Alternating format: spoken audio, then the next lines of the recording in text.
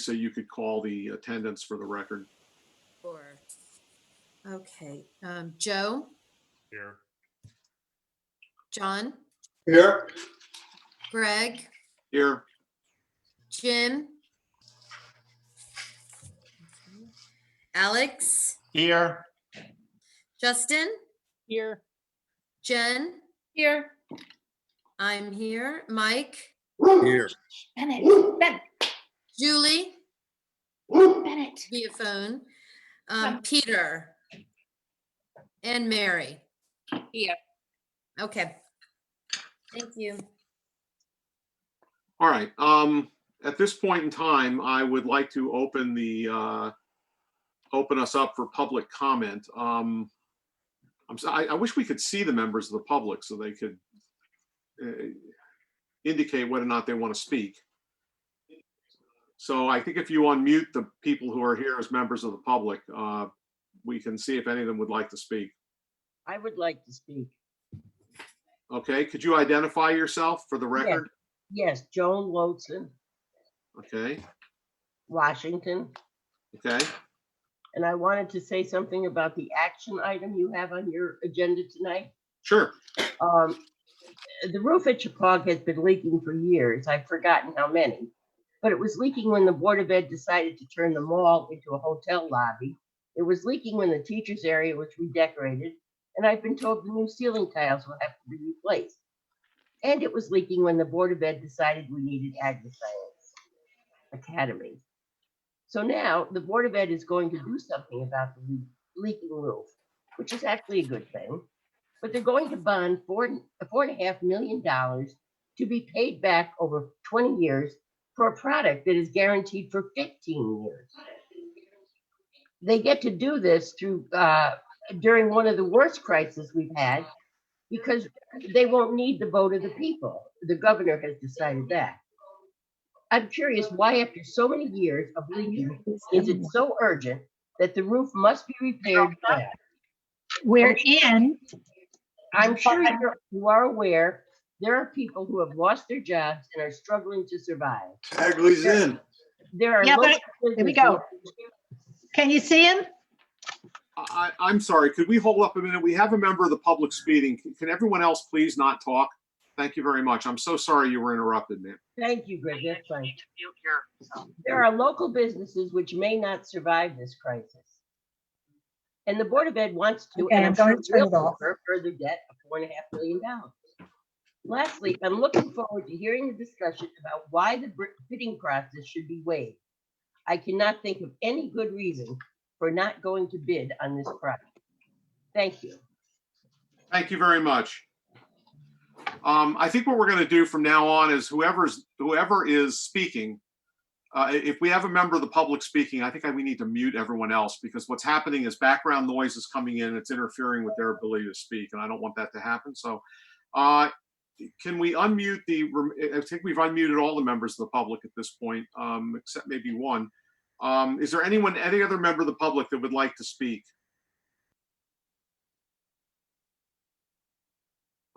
Is there any member of the public who would like to address the board on a matter on the agenda? Sure. Comment. All right, we have somebody from the public. I Yeah. can't hear. Ed? That's that me. Okay, you want to speak? Go ahead. Okay, hold Yeah, on. my understanding is that you are in the process of looking at giving the superintendent the power to go ahead and choose the contractors for the roof and the HVAC. And it's not clear to me, it says something about $11,751,921. What is all that about? I honestly don't know what you're asking about, Ed, but I don't know. I read in your item number 1A, it says, shall a regional school district appropriate 39 million? I thought you did that already. No, that actually is not the, that's actually, I don't know why that's in here. Because You don't that's know why. Okay. Well, what I'm telling you is is this is what the public granted back in 2015. I mean, I could see why this is on why this is for people to view, but that's not what we're doing tonight. It's on We're the not, agenda. we're not asking for any kind of a referendum on a third. That was the one we did back in 2015. Why aren't you asking for a referendum for the repairs? Well, we'll get to that in the meeting. We're not going to have a back and forth now because that's not what we do. That's not our policy, but we are going to fully discuss this tonight. What's on the agenda for tonight for action is whether or not to use that facility, that bonding facility that was granted to pay for a roof at Chippewa Valley School, the rooftop HVAC units and a district maintenance garage. So it's referring back to that referendum, but we're not putting that referendum up. We're not asking to spend $39 million. We've already done that. It's already been approved. But it is something different than what you went to the state for. Well, no, we're going to get to it in the meeting. So I really don't want to go back and forth now because it'll just be saying the same thing we're going to say later. So I think if you stick around for that part of the meeting, you'll see a full discussion of that.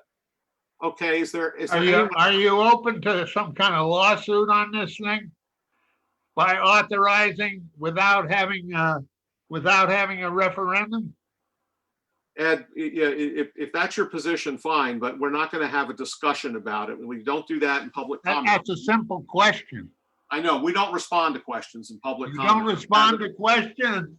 No, we There do you not. go. It has never been our policy to have a back and forth response to questions. And these meetings are not they're to allow you to have an opportunity to comment. They are not for back and forth discussion, or we could be here forever. So we've got a meeting with these items on. It'll be discussed in the meeting. Okay, is there anybody else do you have any further questions, Ed? Sure, I do. Further comments? Not questions, but comments. Once Do the you have any school comments? budget once you have a referendum for the school budget, I understand there's not going to be a referendum for the school budget. And if that's the case, do I have to pay my taxes on this thing? On this school? Ed, I don't give tax advice, nor does the Board of Education. You know, you'll have to take that up with your tax advisor is what you have to I pay or see. not pay. But under the law, we were not required to conduct a referendum on the budget. And had we conducted one, because the budget was flat, so had we conducted a referendum and it had been approved, the budget would have been approved and it would have been the same as last year.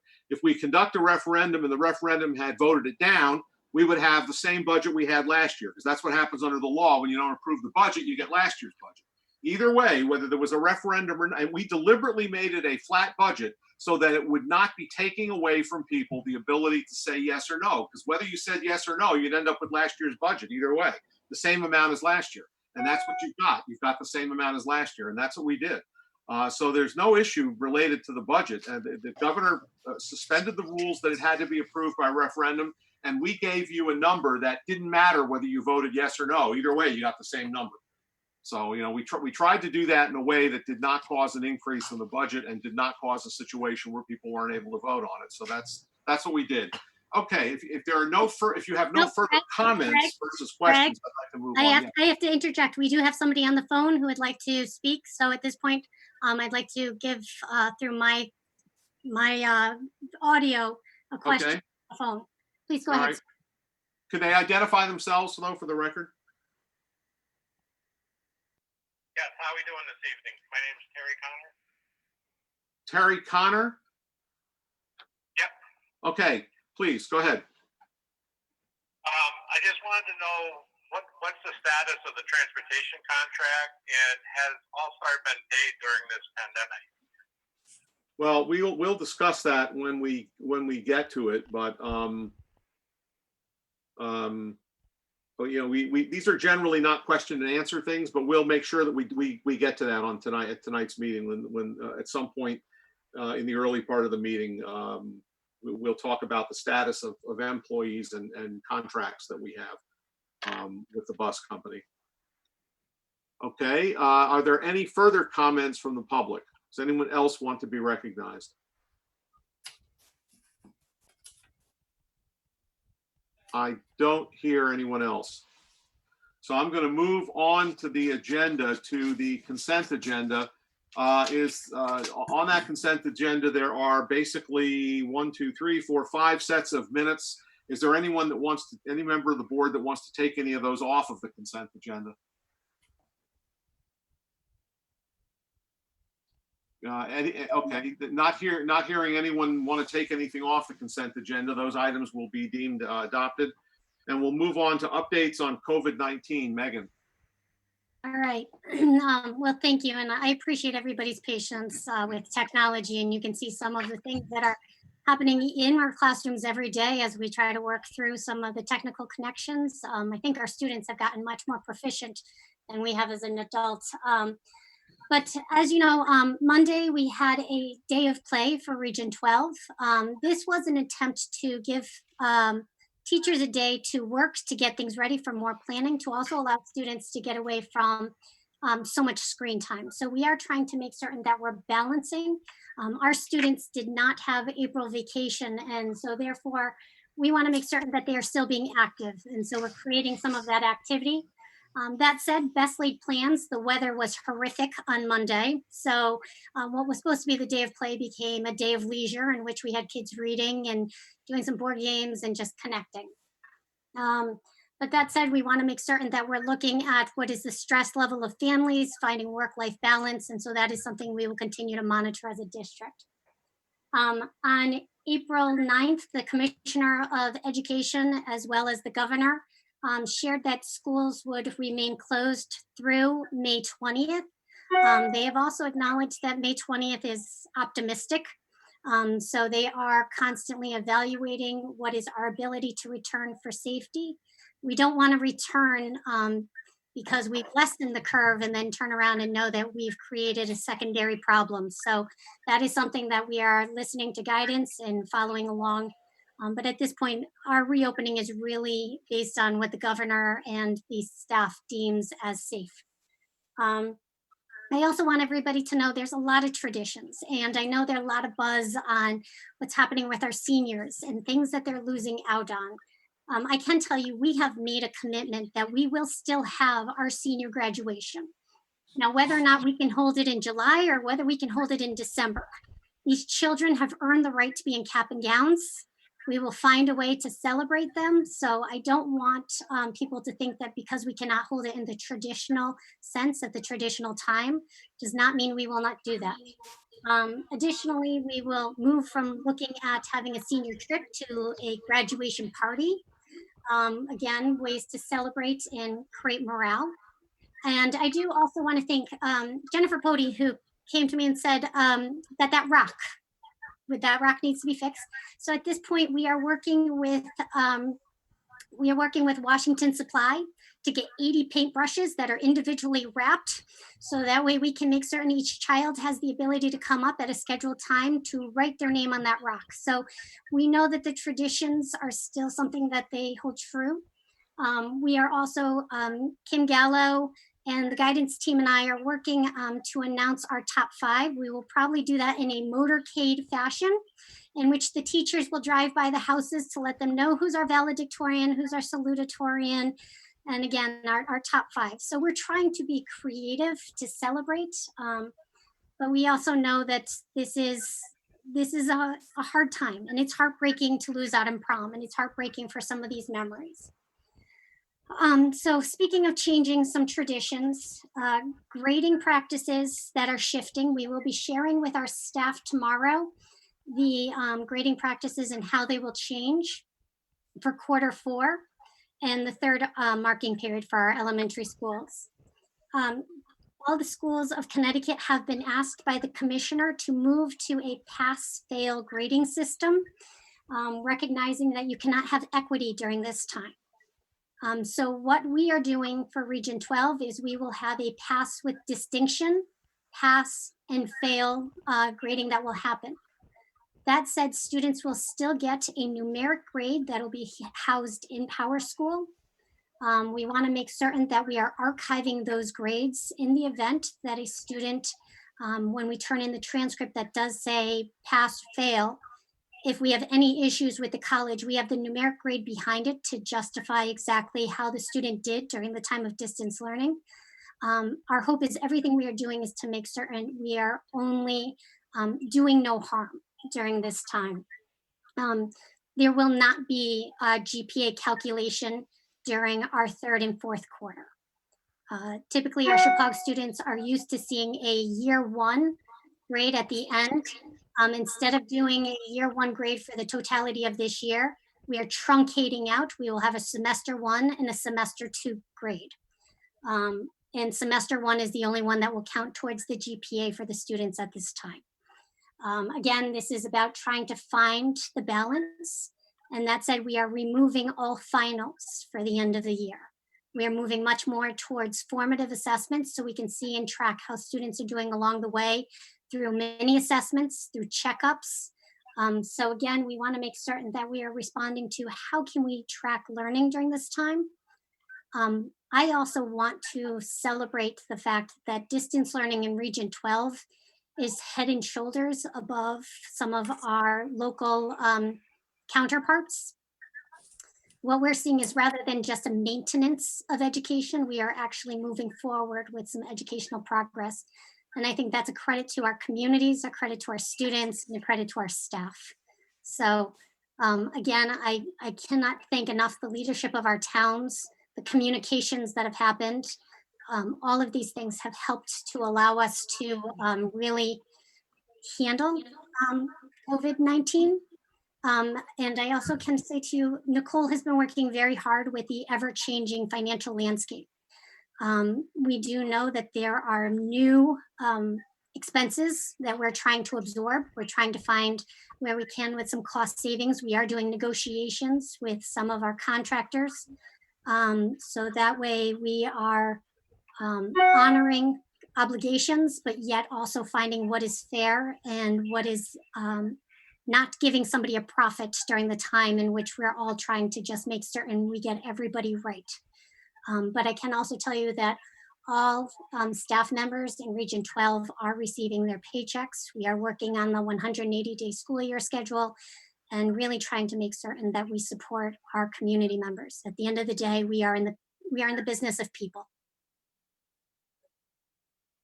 That's my COVID update. Unless there are questions, I'm happy to entertain.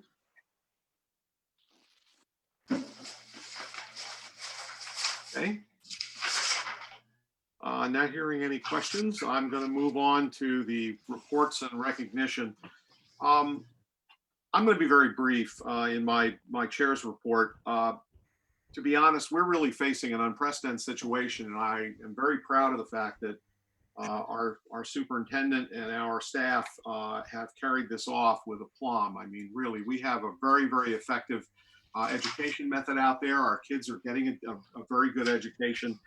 We're head and shoulders above a lot of other districts in the state, and I think that we have our superintendent, our administrators, our teachers, and our staff to thank for that result, and our students and our parents who have been fully behind it. And I think that's very important. Tonight, we're going to talk a bit about the fact that notwithstanding COVID-19, notwithstanding the fact that we cannot really meet in public, notwithstanding the fact that there is very little or any chance we're going to be conducting anything resembling a referendum or vote anytime soon, we have to manage and continue the business of maintaining our region, our educational program, and our structures and buildings. And we're going to have quite a bit of discussion tonight about the necessity of repairs at Chippewa Valley School. And those members of the public who had questions and issues, I hope that those questions are all answered tonight with the presentations that we're going to have. So without belaboring it any further, I'm going to go on to the superintendent for her report. I'm going to do a showcase of the distance learning, so most of that will come as we continue. But I do want to let everybody know, March was Board Member Appreciation Month, and we do appreciate you all. So just so you all know, and I'm going to share my screen very quickly with everybody. These will be coming to you, and so each one of you will have a personalized mug. That is, you are the best board members ever. You are gold stars, so we wanted to make certain it's golden. But Debbie will be sending you each an email tomorrow to find out how we want to secure delivery of those things. But I want you to know, and I hope you know, that the entire staff of Region 12 appreciates what you do for our students and how supportive you've been during all of these things. Ron? Secure delivery is right. Is that 24 karat gold? Not with our budget. We zero budgeted. No, but yeah, no, we, again, like if you don't know, this is where we truly see a partnership and feel that the board is supportive of us, and it makes all the difference in the world. People feel better taking educational risks right now, knowing that you are behind them, to know that we are in uncertain territory, and yet they're willing to take those risks because they know that the board members are supportive of the education. And so thank you to all of you. So that's my update for that. However, I do also want to announce, and there are some retirements that we have that are coming up. And what a horrible way to go into retirement, but we have Lisa Holmes, who is the special education teacher at Washington Primary School. I know SVS was on. She used to be at SVS, but has been at Washington Primary for the past 2 years. She will be retiring at the end of this year. Lorraine Johnson, who is a paraprofessional at our REACH program at Washington Primary, will also be. And I'm going to tell you right now, and it is very hard to say, but Lil Murphy at Chippewa, and anybody who knows Lil knows that she is the backbone of that school, and she is just absolutely amazing with her organization and everything she's done. She is retiring at the end of this year, and it is one in which, you know, she has been a dynamo. And I hope that we can get her in on one of the meetings, because I think it's important she's recognized. She has, her heart and soul is in that school, and so I have to acknowledge that one a little bit more. And then we also have some leave of absences that have been we've been notified. Hillary Schwayak of Booth Free, she will be going on maternity leave effective June 1st until the end of the year. We will have a plan of succession on who's going to be taking over for her, and especially depending if we're in distance learning or if we are back in the classroom, that's going to make a difference. So that plan will be forthcoming, but just be known that Hillary is expecting her child. And that concludes my updates. Okay, Can I just say something? yes, go ahead. I just want to echo what Megan said about Lil. Obviously, all of them, Lisa and Lorraine.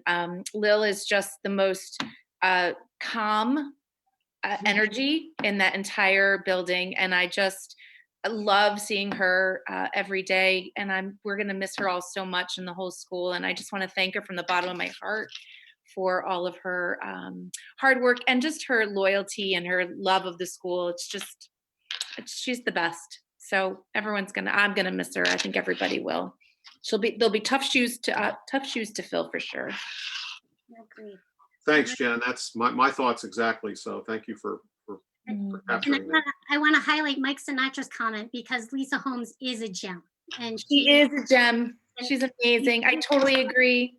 I wanted to highlight your comment, Mike, so anybody who's just listening in can also hear She is a gem. the appreciation that we have for her work. Okay. And our teacher of the year 2 years ago, I believe. I'm sorry, Mike. She was teacher of the I think year. she was our teacher of the year 2 years ago. Ah, Right. Okay. John, you have a report for us? yes, the sale of the one-year bond anticipation note for $4 million took place on March 31st. Getting a big echo here. This money is used to cover our Ag and Science Lab project costs until DAS fulfills their total commitment. That is, the state retains 11% of their reimbursement grant until audits and inspections are fulfilled. Unfortunately, this process may take several years. Our band sale was the first municipal offering since the COVID-19 event began. The district's band rate last year was 1.71%. Band rates in 2020, prior to the virus impact, were around 1%. The sell-off of the stock market caused bond and band rates to escalate and investment to weaken. Fortunately, there were 3 bids. Because the stock market kept tanking, people were very reluctant to invest in bonds or bands. TD Bank was 2.25%, which is $21,000 more in interest than the 1.71% rate from last year. Oppenheimer was 2.35 and Salisbury Bank was 2.5. Needless to say, we took the lowest rate, which resulted in an annual net borrowing charge of $89,750, almost $15,000 more than what was appropriated in the 2020-2021 school budget. So looking down the road, we're going to be a little bit short in making that commitment on that bonded $4 million. And that's my report. John, thank you very much. Yeah, I will say that was very critical. We were able to get band financing. We were very concerned about that. 2 weeks before that band sale that we were successful at, the market had cratered. There was no bond market. There were no buyers. So to be able to do that under the gun was a tremendous thing. And I want to very much, recognize Nicole in particular, because she had multiple options open to us in the event that didn't work, but fortunately it did. So we are very fortunate and very well represented at that. Okay, I'm going to move on to committee reports. Kate, Mary, do you have anything for us? The only thing that happened while we were away was the Day on the Hill. I chose not to go since it was the day after the governor had sent something about not more than 50 people. So I decided I wasn't going to go. But Mike Croft did bring several of our students, and they said that it was very informative. So that was good. Other than that, I really have nothing to say because nothing much has been happening. Okay, I'll just add to that report for you the fact that CABE has a regular feature that they basically have put the various chairs of boards of education in contact. But I can tell you, since COVID-19, I probably get dozens and dozens of emails on that board every day. It's really lit up the board. And the one thing I can tell you is that everybody is addressing many of the same problems. And I've had an opportunity to weigh in on some things we're doing, which I think has helped other districts as well, because I think we have had a pretty good run under adverse circumstances. Let me move on to curriculum and educational programming. Mike? Well, the committee has not met, as you can imagine, and as you've heard from Megan, the administration's been a little bit busy these days. So I think they've got enough on their hands. And at some point, hopefully, we can all go back to looking at long-term educational progress. Right now, we're just trying to make the trains run on time. Okay. Alex, finance and operations. Yeah, our last meeting was March 9th. We have not met since then, but there's been a lot of work done on what we're going to do about repairs and maintenance to the high school. And that will come up later. And I've got some thoughts on that are slightly different than what we've been talking about so far, but I will save that for later. On Tuesday, Greg and I met with, via Zoom, the first selectman and the 2 other selectmen of Bridgewater, and talked to them about what our plans were. And we got a wholehearted approval from those 3 selectmen. So if my counting is right, the 3 towns have a total of 9 selectmen, and we have a vote of 9-0 in favor of what we're planning on doing. So that's very positive. And I'm going to hold off anything else till later till we actually get into the nitty-gritty of the repairs. Okay, thank you, Alex. Jim's not here, so we'll pass on labor negotiations. I'm not certain at this point. I don't think we have any currently scheduled because of the COVID-19 panic, but we were anticipating a negotiation later in the year. Strategic long-range planning, Julie. Yeah, our regularly scheduled meeting was postponed till next week. Although we did make some headway in the marketing area. Megan and I had a Zoom call with Sandor Max on April 8th, and we discussed the proposal regarding a marketing brochure and a branding brochure, trying to capitalize a little bit on the current environment with what seems like people's interest in coming out to the country more. So in any case, they've sent us a proposal and we've gone back and forth a bit, but I think we'll be moving forward with them and hope to have something soon to get out to real estate offices, out to social media, etc. Okay, very good. Thank you, Julie. Yep. All right, we're going to move on to our new business and updates, and we're starting with a distance. Well, we seem to be getting some echoes. A discussion of distance learning, an overview of it. Megan? Okay, if you'll indulge me, I'm going to show you 3 different versions of what we have for some distance learning that is happening, just so you can see what it's like in the classroom. I've had a couple of the board members who have said, you know, what does that actually look like? So at this point, I'm going to showcase a couple of it. So I'm going to end up sharing my screen. So if I'm just going to pull it up and see if we can't share this all together.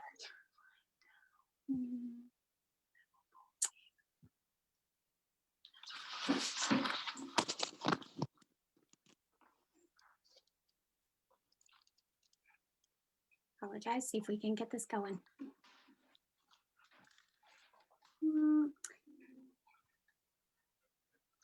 And this is an example of our life skills class, so our Chippewa Valley Partnership.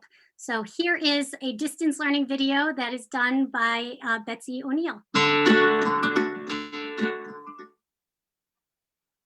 So today we're going to make a brownie in a mug. This is the one that I've been waiting for because it really sounds good.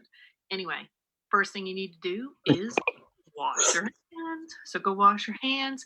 Make sure you wash them really well. Warm water and soap. I'll see you in a pinch. Very first thing you need to do, look at your recipe. You need to have the ingredients ready to go. So here's the ingredients. We have flour. So I don't have wheat flour, so we're going to use regular flour. You need sugar in either or. See, I have 2 kinds. Cocoa powder, oil, milk or water. I'm going to do milk because I want it to taste really good. So we'll stick with milk and the coveted chocolate chips. Yum. One of the things that I do when I go to cook is I gather everything, which you saw, the ingredients, but I also like to divvy it out and have everything set. So you can just pour it in. It's all ready to go. It's quick, easy, and all set. So you get the idea of I what need is a tablespoon of measure. happening in our, I'm going to stop right there. That's what's happening in our classes that are for our life skill classes to make certain that students are, again, learning. And now I'm going to show you what's happening in our AP government classes. So if I can share my screen again, let me get a sense of what this looks like. And Mark has asked me.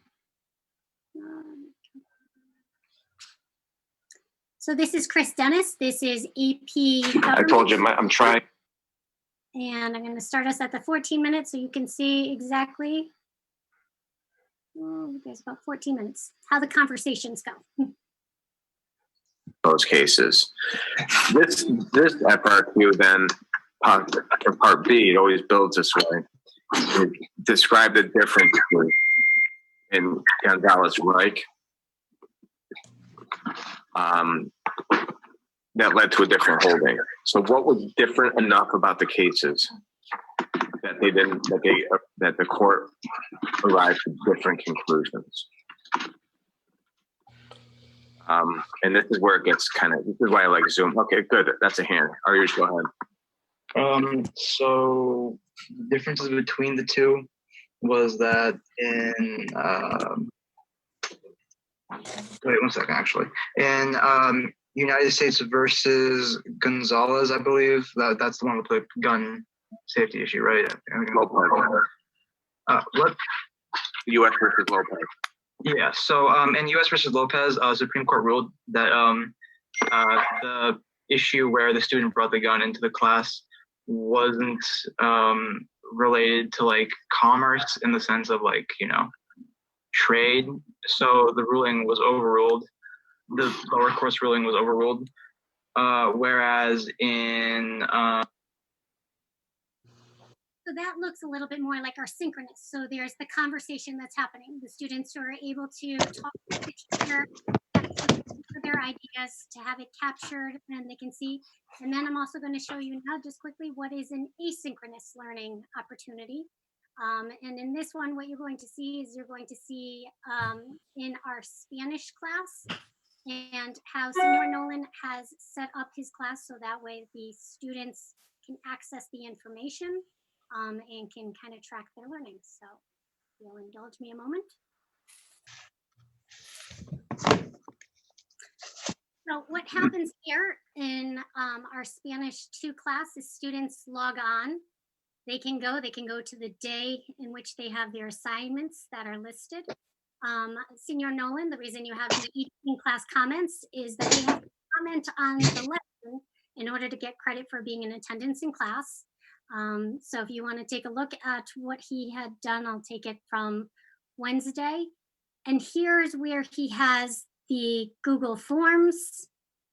And the students go in and they have to answer the questions to the articles that have been given to them.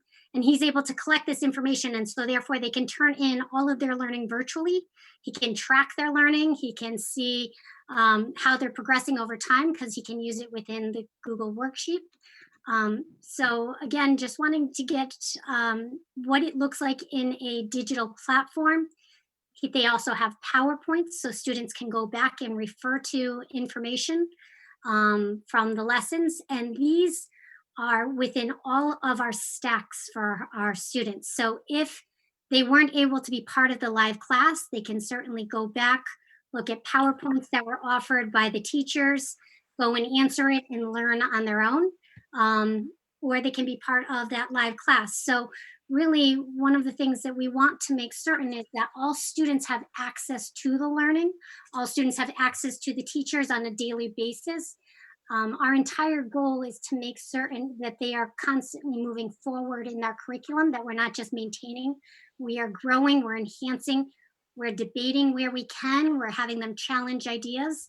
But a day in a life, I'm going to tell you right now, it's not what we love. We love being with the children. We love the engagement in the classroom, kids being able to read off the cues of their classmates. But this way, they are having that interaction. They're regularly meeting with their teachers. The assignments are organized so they can go back into it. So this way, we can really make certain that they're pushing forward. So are there any questions of how, and I wanted to give you a really quick snapshot. Anybody who wants to see it longer, the teachers have given me the permission to share with you all, but I also didn't want to belabor a point of what you see is interaction, appropriateness to the levels that we're working with, and also the ability to be asynchronous if there's somebody who cannot get on at the scheduled time. So, okay. Questions, concerns?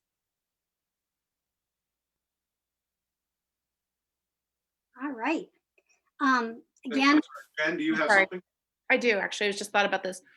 So I'm just wondering, in the schedule of a day or in a week, do students have time to be able to meet?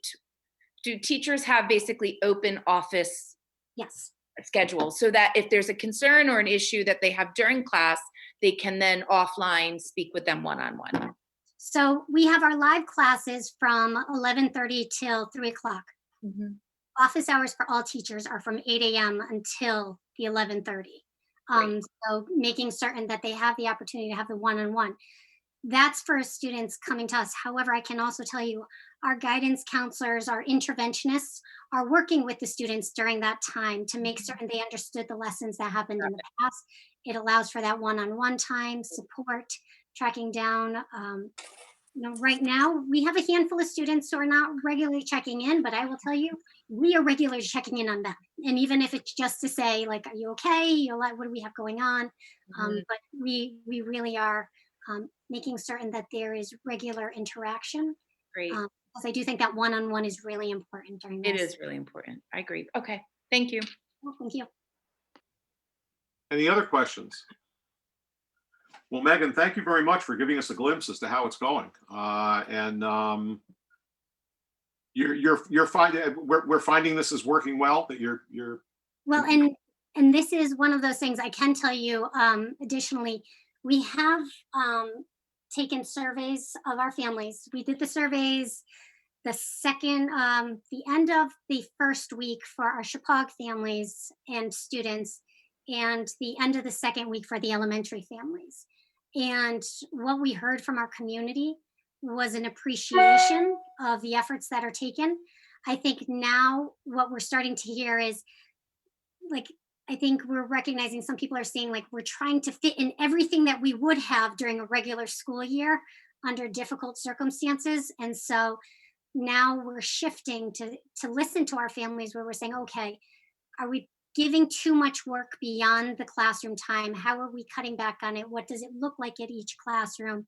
How do we make certain that we're not having them do 15 problems when we can get the idea if they know it in 5 problems? So we're trying to right size it now, and we're really using the family feedback.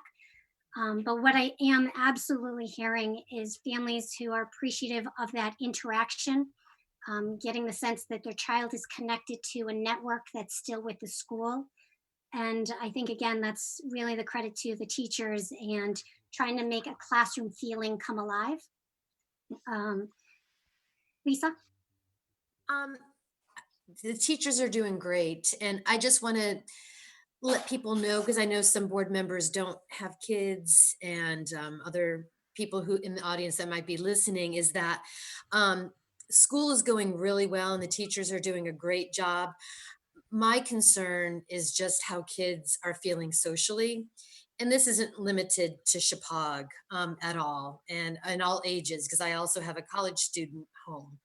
So I just, although, the teachers are doing a great job and we're trying to keep everything as normal as possible, I do see the social ramifications of the isolation and the kids not being able to see their friends. So, I think even though the workload may be low, the stress is coming from other places that the kids are feeling. So I just want to make that clear to, people who may not have kids at home and aren't seeing what other parents are seeing and dealing with. So, and that's just my concern is the kids and their emotions in dealing with this.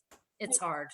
I think it's a very appropriate comment, Lisa, and I don't for 2 seconds want to underplay the fact that there's a mental health that we're trying to consider. And, I know Matt Parachi just started the horse challenge, which is to virtually have a competition. And, even our students who are doing the Kick Corona challenge and, poetry challenges and art challenges and things that we're trying to do, but it does not substitute for the fact they're missing out on that lunchtime conversation.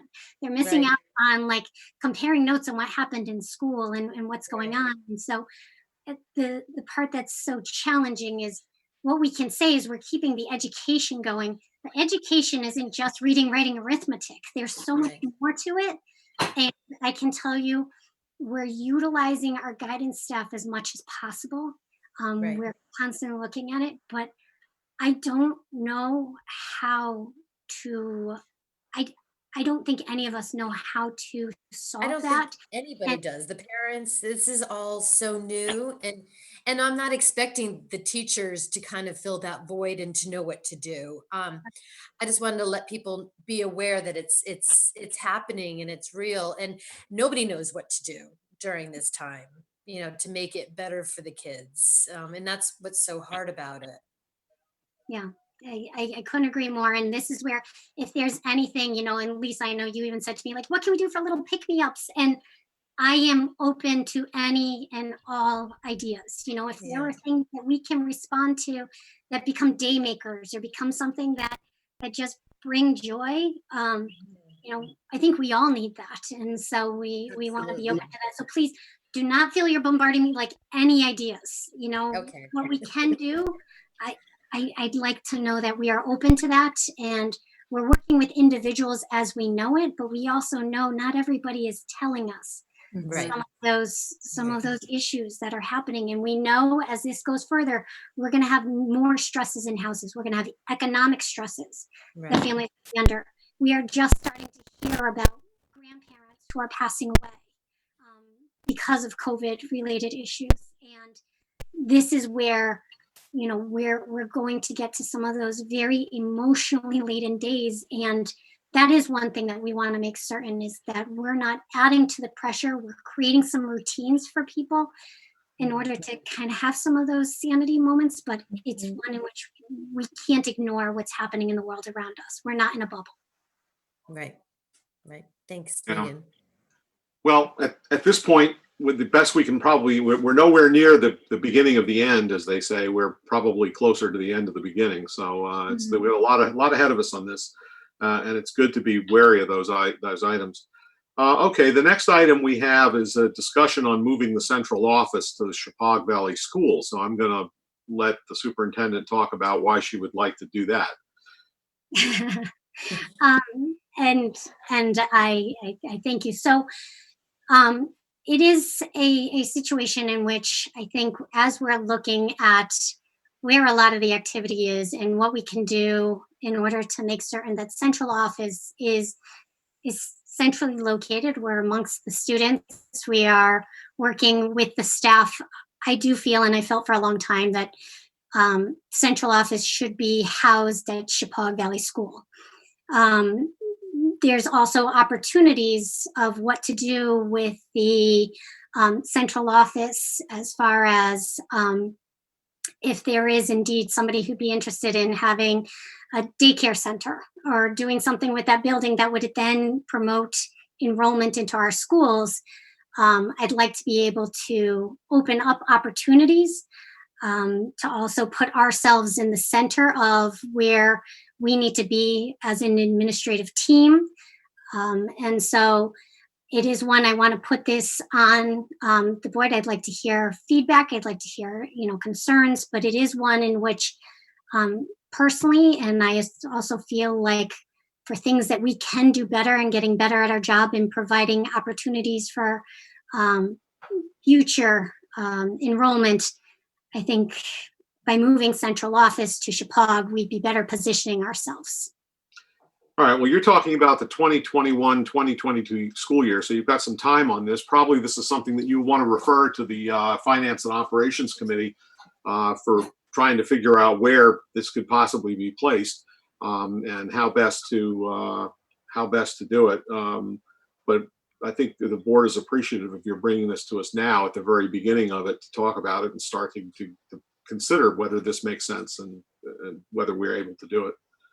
I don't know if anyone else had any other comments on it. If not, I'll move on. Megan, I have a question. Mm-hmm. From what I've been told, the building that the central office is currently in, the upstairs is no longer usable for safety issues. And so if you were vacating the building in its entirety, would that pose a financial problem for the town of Washington? I mean, what would happen to that building? Technically, the upstairs does need work. It's not move-in ready. It's a question if they want to use the livable space that we have, so to say, which would be, my office, the business office, facilities, and our pupil personnel curriculum office. If they wanted to do something with the upstairs, that would be their dollars to put into it. And for us, I think there is some financial impact if we do indeed want to move to Chippewa, because we may have to restructure, repurpose things and see what that looks like. But I think in order to have efficiencies within our team, within the school system, I think being up at Chippewa is the best place to be. Okay. All right, well, this will certainly get some consideration over the next year or so. Yes, Greg? Mary. Greg, can I? It is my belief that no matter what, before you could turn that building back to the town of Washington, it must be upgraded. That's the way I always understood it to be, and that's why it was never turned back to the town to begin with. So would we still keep the building? And that can all be part of the conversation. Right now, we've dabbled in the conversation. And this is where I didn't want to put the cart too far ahead of the horse. Okay. As we're researching, and we're researching daycares that are attached to schools, seeing those opportunities that have existed, seeing what that's done for the enrollment in places like I went and visited Cornwall, we've done Sharon, and seeing if it's something that we need to look at. What are our plans to have some better enrollment streamlines? So the original conversation came out of Washington, who was looking at this opportunity and seeing what the long-term effects are for us. So it would be one in which the partnership, but it also, this is the Board of Education. So I'm not wanting to be presumptuous with my authority to do anything. I wanted to make certain we talked about it as board. Okay. Okay, John. Mary, can I press you further? What do you mean upgrade the central office? I'm not certain what the town would require, and who told you that it needed to be upgraded before we turned it back? That comes from information that I had years ago about, I don't know what happened, years ago from when we were looking at different options to move the superintendent's office back then. So it comes from that time, but I think that's something that we've had better look into before, before we say that it's going to turn it back. Space. It's very functional space right now. It has a lavatory and a kitchenette. I believe that maybe the upstairs would have to be upgraded too before we could turn it back to them. I don't know, but that's something I just think we have to look at just in case. Okay. All right. Anybody else? All right, let's move on to the discussion of options for the proposed repair referendum. Megan, I don't know not sure how you want to discuss this, but I'm perfectly happy to talk about what the concerns were and what the issue is and why we're considering this using the prior referendum bonding capacity in order to do this. I have no problem if you want to take the lead, and I'll fill in on anything. You and I have been working with this shoulder to shoulder, so have at it. All right. Well, we were before we were derailed by COVID-19 and before our meeting in March, the 23rd of March, we were looking at both a school budget and a repair referendum where we were going to propose to the voters that we spend $4.5 million to make I think there are about 10 repairs on that list. And those repairs included repairs at each of the schools in the district, and most notably the lion's share of it were repairs up at Chippewa. Some of the things we were looking at Chippewa were a new roof. We need a new roof. The comment was made by one resident that the roof up there has been leaking. Yes, it has leaked at various times. We had a infrared study of that roof done, and it determined there were a bunch of leaks. We repaired those last year, but the roof needs resurfacing. The surface on that roof, the roof itself is 20 years old. It's out of warranty. It is basically past the end of its useful life, and it needs to be replaced. And we looked at the cost of that, and the cost of that was pretty prohibitive. We looked at various options, and one of the options we were given was we were basically given an estimate of 3 different approaches. One of them was to do a restoration of the surface, which would basically allow us to have a new surface of that roof, a new pebbled surface. And the pebbled surface serves a valuable tool. It protects the underlying asphalt in the roof from the sun. Because sunlight will degrade the asphalt, and the pebbled surface reflects the sun and keeps it out from the asphalt, and that's why the roof works. We can basically restore that pebbled surface for about $1,700,000. If we were to put a new roof on, or if we were to do an upgrade of that, or go to the next level on that roof, it would be probably a $3 or $4 million solution. And at the end of 20 years, we would be forced to put a total new roof, go all the way down to the decking and do a new roof at the end of 20 years. And so the new roof down to the decking is somewhere between $6 and $8 million now. And the reason for that is in addition to installing the new roof we would be putting on if we didn't do the $1.7 million renovation, that new roof would, when we did go to the full new roof at the end of 20 years, that would involve increasing the heights of the parapets. We'd have to reconstruct those higher because the code requires that we have more insulation. The way a roof works is there's a metal roof decking on the inside of the building, separating the inside from the outside. There's insulation on top of it. There's built up bituminous pavement, and then there's a pebbled surface on top. So we looked at these and we said, wow, $6 to $8 million for a new roof. We could do that now and get a 20-year roof on that building.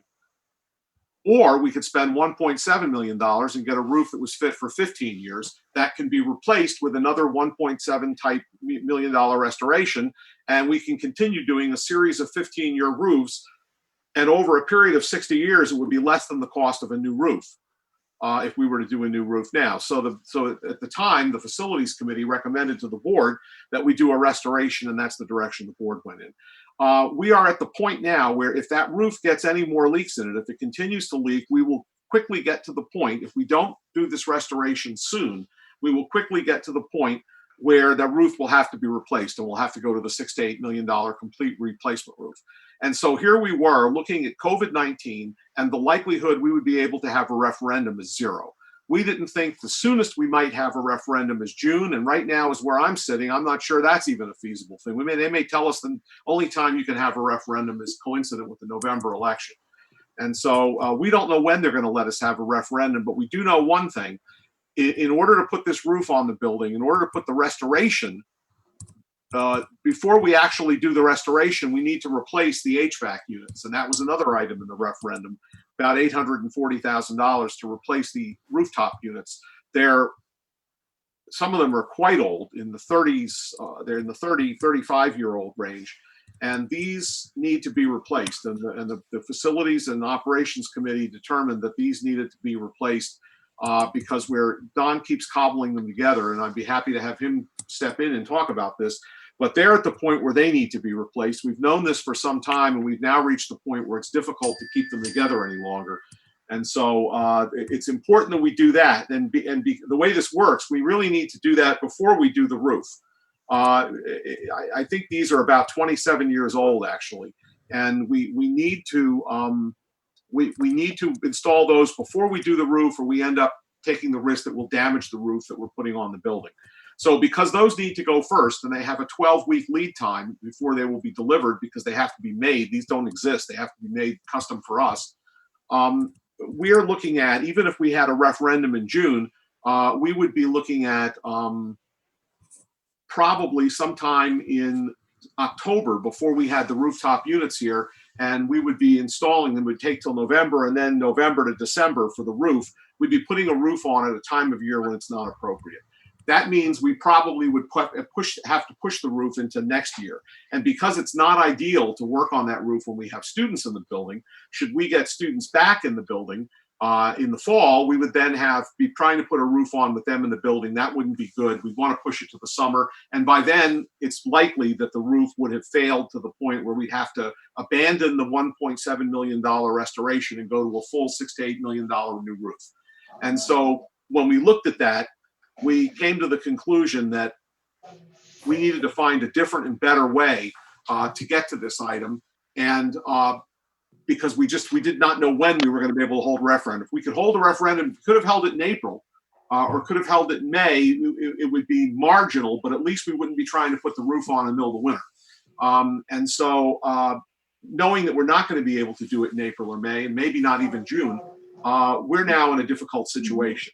And so I asked whether or not we could look at using the referendum authority that was given to us by the voters back in 2015 when we were proposing the Ag, STEM, and Science Labs, because looking at the wording of that referendum, and that's what's on this thing in front of you, it says that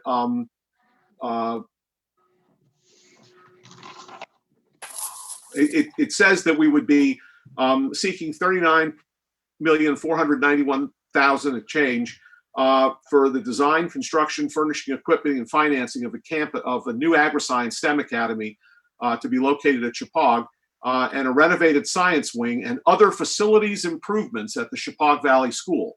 And so because that is broad, we requested advice of council as to whether or not that was broad enough to include some of the items we're proposing, and the answer was indeed it is. And while this was never our first choice and we're not thrilled with going in that direction, it's either that or we run the risk and we decide we're gonna have the voters bet that they may end up getting stuck with a $6 to $8 million roof in a year. And we thought that was just not responsible to do. And so that's why it's on the agenda for us to discuss whether or not this approach would work. And the other thing we decided is not to go for all 4.5 million. First of all, this wouldn't allow us to fund anything at the elementary schools. This would only be for Chippewa on this referendum that we passed in 2015. So it's limited to Chippewa items, and we dropped everything from the list with the exception of the roof, the rooftop units, and the facilities maintenance garage. And the reason for that is because we lost our indoor storage of those trucks and our maintenance stuff when we built the Ag STEM. That part that we were using of the building was taken away from us. And so we have these outside, and it creates difficulties. If we had, this winter, we were lucky. We didn't have any snow. We really didn't have any appreciable snow this winter. But if you put snow and ice on top of a truck that's stacked with stuff to be used to spread on the sand and salts that we put down, and that gets all iced up overnight, it's not going to be terribly usable the next day. So they really need a garage facility, and we had planned one out, and we had gotten the cost. We had value engineered the cost down to about $315,000. So that's what this proposal is. It's to use the prior bonding authority in order to put the roof restoration at $1.7 million and change, the HVAC rooftop units at about 840 and change, something about along those lines, and the facility, maintenance facility, the maintenance garage for $315,000. And it was, so this is about 2.8 million and change, and that was the idea, that we would spend just that amount out of this referendum. We have about $4.4 million of it left that we haven't spent, so we have enough room to do this. And this is a proposal, and I would be happy to hear from board members as to what they think. But I will tell you that before we came to you, we wanted to see whether or not we had issues with the towns. And so various members of us, and I was at all three meetings, and met with the towns of Bridgewater, Roxbury, and Washington. And in each case, Roxbury actually even took a vote to support it. But in each case, the selectmen felt that this was an appropriate way to go, and they were fully in support of it, because I didn't want to come to you and suggest this if we didn't have buy-in and support in the towns. Because we're in unprecedented circumstances, and we have a duty to take care of the facilities that we own and that we lease, and this is one that we own, and this is one where there was room to actually get this work done before it put us at risk of spending more. So I'll open it up to questions now at this point. Alex, I saw you had your hand up first. Yeah, I just want to bring up something. I'm not necessarily saying I'm in favor of it, but just let me go back a little bit here. So the original bond referendum was basically 39.5 million. And we have got what we think the agri-science is going to come out at, which is about 34.7 million. If we do the Chapag roof and the HVAC in the garage, that's about 2.9 million. That leaves about 1.9 of the original referendum that we would not be using.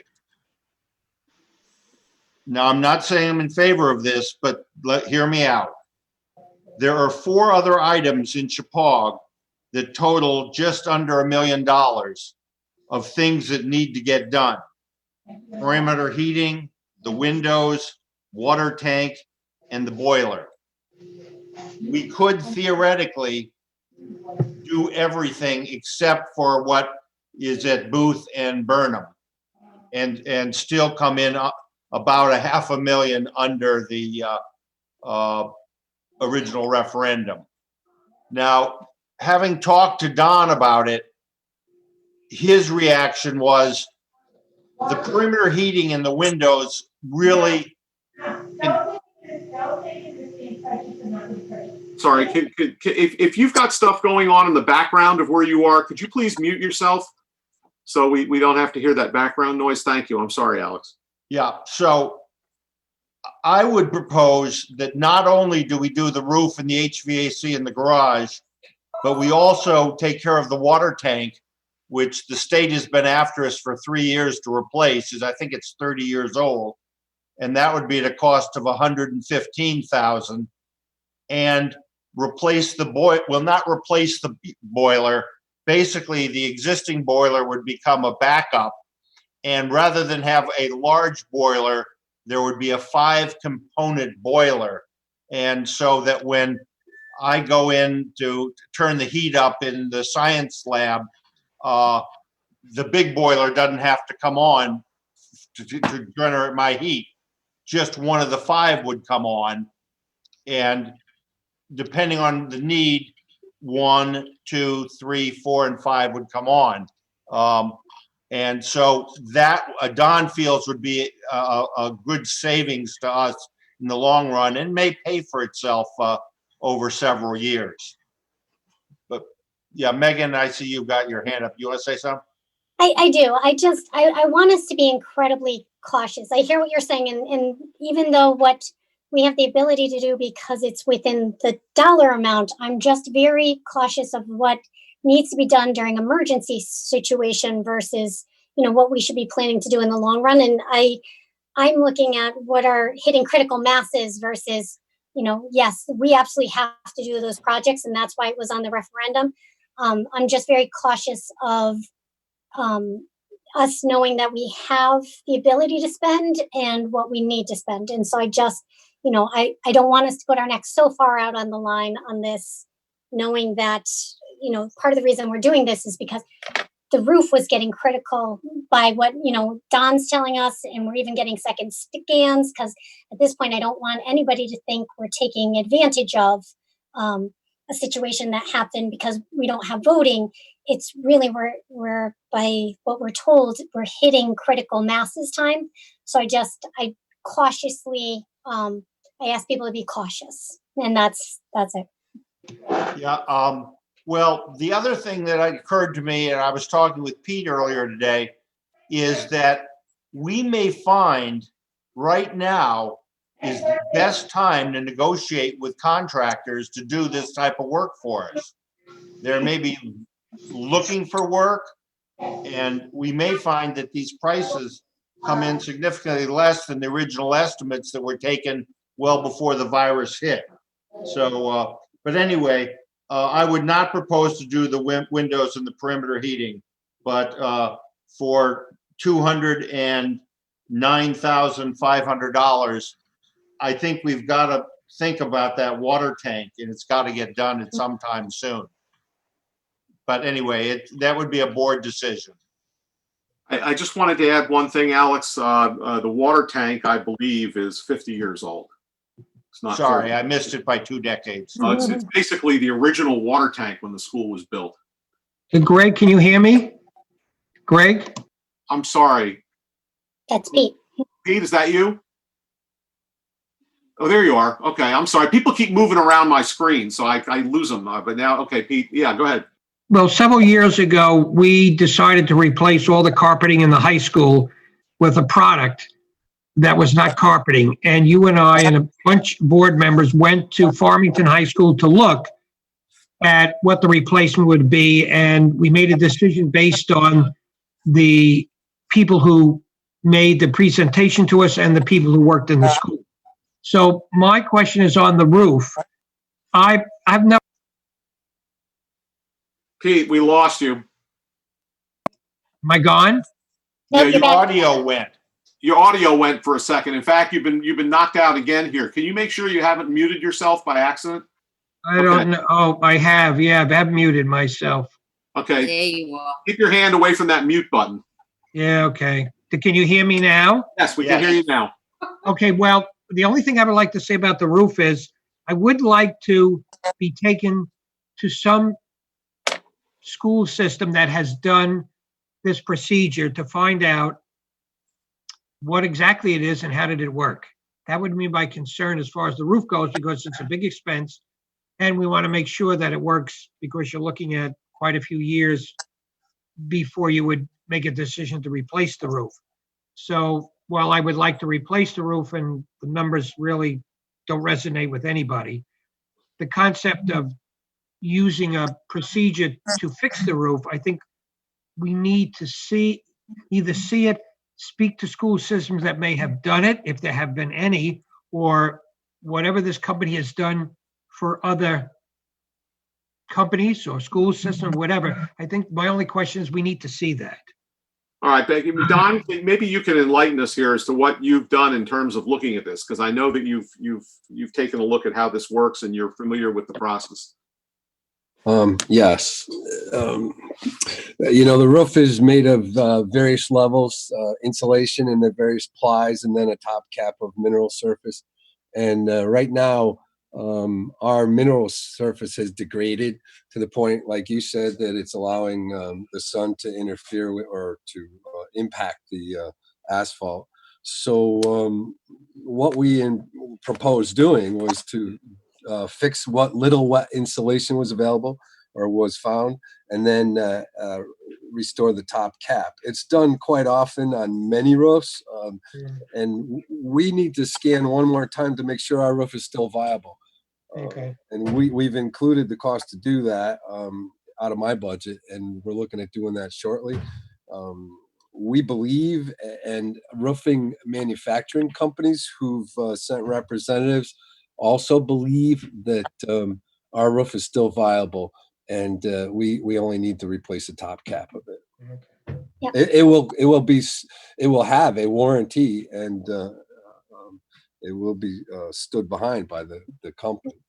That said, Don, I think it's important that you point out that the scan that we're looking to do is from a third party who has no affiliation with Yes. the people we've been working with as well. So That is correct. Yep, we're using an outside group to do that. I think that. Yeah, it doesn't have to be a school. It could be a factory building too. Yeah, right, correct. Anything. Well, we can bring you to see those types of applications. Can I ask a question of Don? My concern is the load bearing of that roof. How many layers, does anyone really know? Do we need an engineer to determine? Greg mentioned we could do it 6 times, but I don't want to do something and then with a 10-year warranty and then find out 10 years from now that we can't put another layer on top of it. So the load of the additional weight plus the snow load, I'm concerned about the structural integrity of that roof. Well, John, may I answer? Yeah, go ahead, Don. Okay, John, we're not proposing adding layers on top of the roof. What we're proposing is replacing any insulation that's wet, since we replaced it last fall, just because we want to take and pull off the top layer of the roof, the asphalt layer, and replace it with a new asphalt layer and a So mineral something surface does above. get removed. Something does get removed before an additional layer gets applied. Well, the top cap of the roof would get removed. So the top cap is basically like your roof. It's got an asphalt layer and then it's got a mineral layer above it. So those two small layers will be removed. The wet insulation will be fixed. The various flashings will be fixed. And then a new top cap, new asphalt, and new mineral surface would be applied. So each time this was done, that would be what would happen. You're not going to add any additional weight to the roof. Okay, and can you give us a candid estimation? That roof has been leaking for the 3 years that I've been on the facilities committee. You walk into the teacher's room, there are garbage cans collecting the water. The tiles are, but at the same token, is it that dire that we need to do an end run around the public without going to a vote and approval by the people who are going to be paying the bill, putting their hard-earned tax dollars toward the improvements here? I don't like completing these projects, even though through some loose interpretation of the referendum question, and it was an entirely different referendum. It was for a lot larger of a project. It was 82,000 square feet. It had 3 greenhouses. That was the $39.5 million cost that was referred to in the referendum question. Our share, the region's share, was supposed to be $11,751,000. If we only do the 3 projects, our share will increase to $12,193,000. I know it says approximations, but if you look at the actual, some of the language in the actual resolution that wasn't in the referendum question, such other improvements to the existing Shippog Valley school facilities as are determined by the Board of Education and/or building committee delegated such responsibility by the Board of Education. Estimated cost of $1,493,000. And if I remember correctly, I wasn't on the board at the time, but those additional facilities upgrades and repairs included things like ADA compliancy, lighting, the road around the fire access road around the building, possibly moving tennis courts. The whole project has changed since the initial $39.5 million venture. So I'm not looking at that money like it's some found resource or some found, tappable supply. And it was 4.5 years ago. What is the statute of limitations on this referendum? Can we go back 10 years from now and say the referendum said we could spend up to $39 million for repairs at Shippog and tap into it then? This is really bothering me. Well, no, I hear you, John. The only thing I could say to that is, and it's obviously for the board to decide and the board to vote, but I really take some concern that you're calling this an end run around the voters. This is not an end run. This is a question of whether, do you think the voters are going to be any happier if we say, okay, fine, we're not going to do this. We're not going to take leadership here. We're just going to let it sit.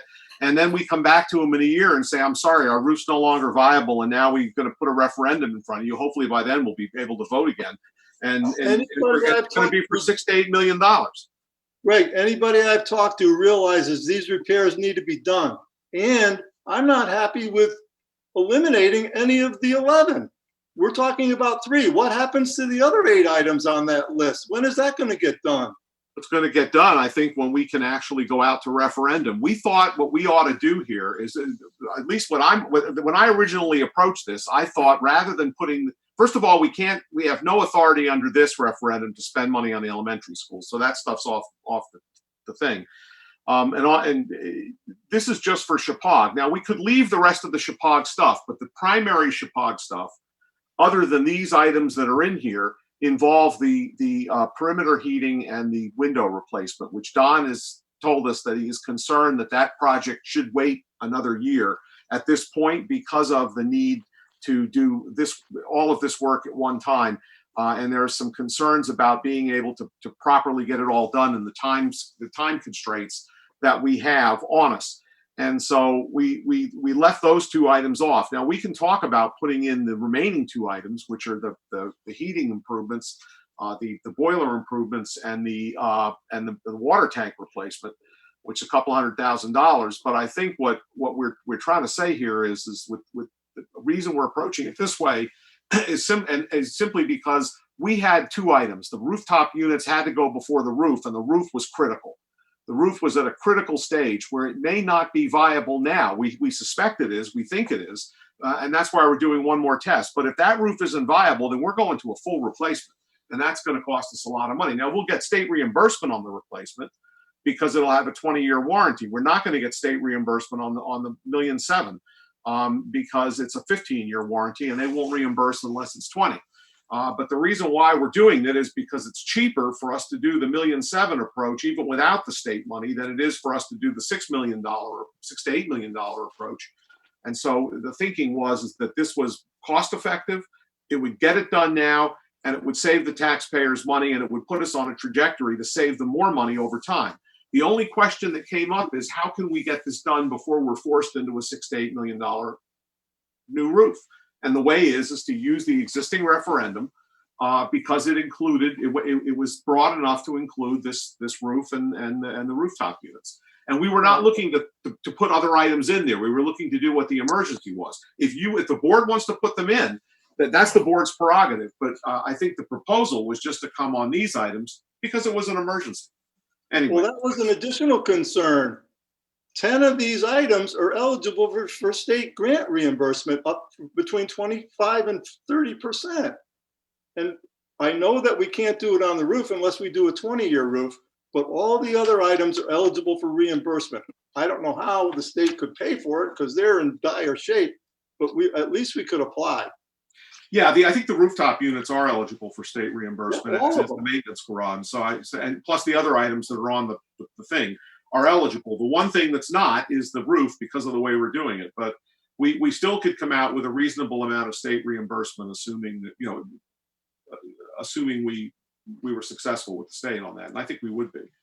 I know no reason why we wouldn't be, but that's, we haven't. Maybe the answer would be just do the emergency now, just do the roof now, and then apply for the other 10 items or have a referendum on the other 10 items. Well, you need to do the rooftop units before you do the roof. That's why we put them in this line as part of it, because you don't want to put that new roof surface on and then be craning these things up here and have people moving them around the roof and putting them in. There's the chance that you could damage the roof. So the thought was that these should go in first. I'm sorry, Julie, were you? No, well, actually, I was I was waving to someone else, but I think that your proposal seems to me to be very well thought out, and I give a lot of weight to the fact that all three towns' boards of selectmen that come from very different perspectives all agree that this is the right way to go. And I don't feel that voters will feel duped by this. Of course, there could be a few here and there, but I think this is a smart and wise way to go. So I fully support what you've put forward to us and would like to move forward with that. All right. Anyone else? I'm sorry. Mary, is that you? I can't see your hands in front of your face. That's me. Actually, I think what you've come up with is an excellent solution to a difficult problem. Yeah. Right now, we have to get these things done, so let's do that. And then later on, if we still have the money after we've completed the agri-science building, then we can look at the things that Alex brought up too. I think that would be the best way to do it, but not just not say that the things that Alex brought up are not, we don't want, but we can put them off until later till we find out if we indeed have the money. But these 3 items have to be done now, and I think this is an excellent solution. So I will be voting in favor. Alex, We don't Now, have. these the- 3 items, according to the estimates that Don got previously, who knows if these estimates are anywhere near right, was 2.9 million. There is a good chance that it'll come in under 2.9 at this actually, point. 2815. 2.815, not 2. No, because on Megan's sheet, she didn't use Don's exact numbers. Oh, okay. I'm sorry. Never mind. These are estimates. My mistake. Yeah, Greg, Yes. the only thing I would say, this is the first time this has been presented to us. I mean, I don't see, we need some time to think. I mean, this is a board meeting and we're talking about spending and doing all these projects without any forethought, any having time to deliberate on what it all entails. I'm not saying I'm against or for anything, but I certainly think this is the first presentation. I think the board needs some time to mull over everything and get re-educated and then make a decision at another meeting. I mean, I don't see how you could just make a decision right now and spending all this money on all these aspirations. Well, but Pete, we've had discussion on these. This is not the first time we've discussed these projects. The only thing we brought up tonight is the only thing we didn't do is we did not take a vote at our last meeting that we discussed this to send it to referendum. We discussed it, we talked about it, we had presentation on every item that was on the list, and but we stopped short of sending it to referendum. And now, Greg, can I just jump? We're looking at not being able to conduct a referendum. So now we're looking at whether or not we're going to use the existing credit and debt facility that we have, the existing referendum approval, to include these 3 items. That's the question. The question is not, we should start considering these. We've been considering these for longer than a month, and I think the time has come that we've got to decide. I mean, if everyone needs more time to mull over whether they think this is the right way to finance it, that's one thing. But I don't think the issue is should we make these improvements or should we spend this money? We need to. If we don't put a roof on that building, we're going to be condemning the taxpayers to $6 to $8 million for a new roof on the building, and that's what we're concerned about, Mike. Can I just jump in real quick? Just to reiterate, we not only have talked about this as the board in its entirety, but certainly the executive committee on the board has talked about it. The building committee has talked about it. And even the finance, the selectmen of the 3 towns have had a presentation. If they could make up their mind very quickly, why does the board need more time? When we've talked about it ad infinitum, I think we've had enough information. I feel comfortable supporting a movement to fund this. Obviously, if everybody else does not feel that they've had enough information or needs more time, I'm okay with going with the majority. But I have a feeling, based on other comments, that people are ready to move forward with a vote. All right, Mike, I know you had a question that you posed to people, which is whether we could make the new roof more green without spending a lot of money. For example, making the pebbles white or reflective, or planting turf in one spot.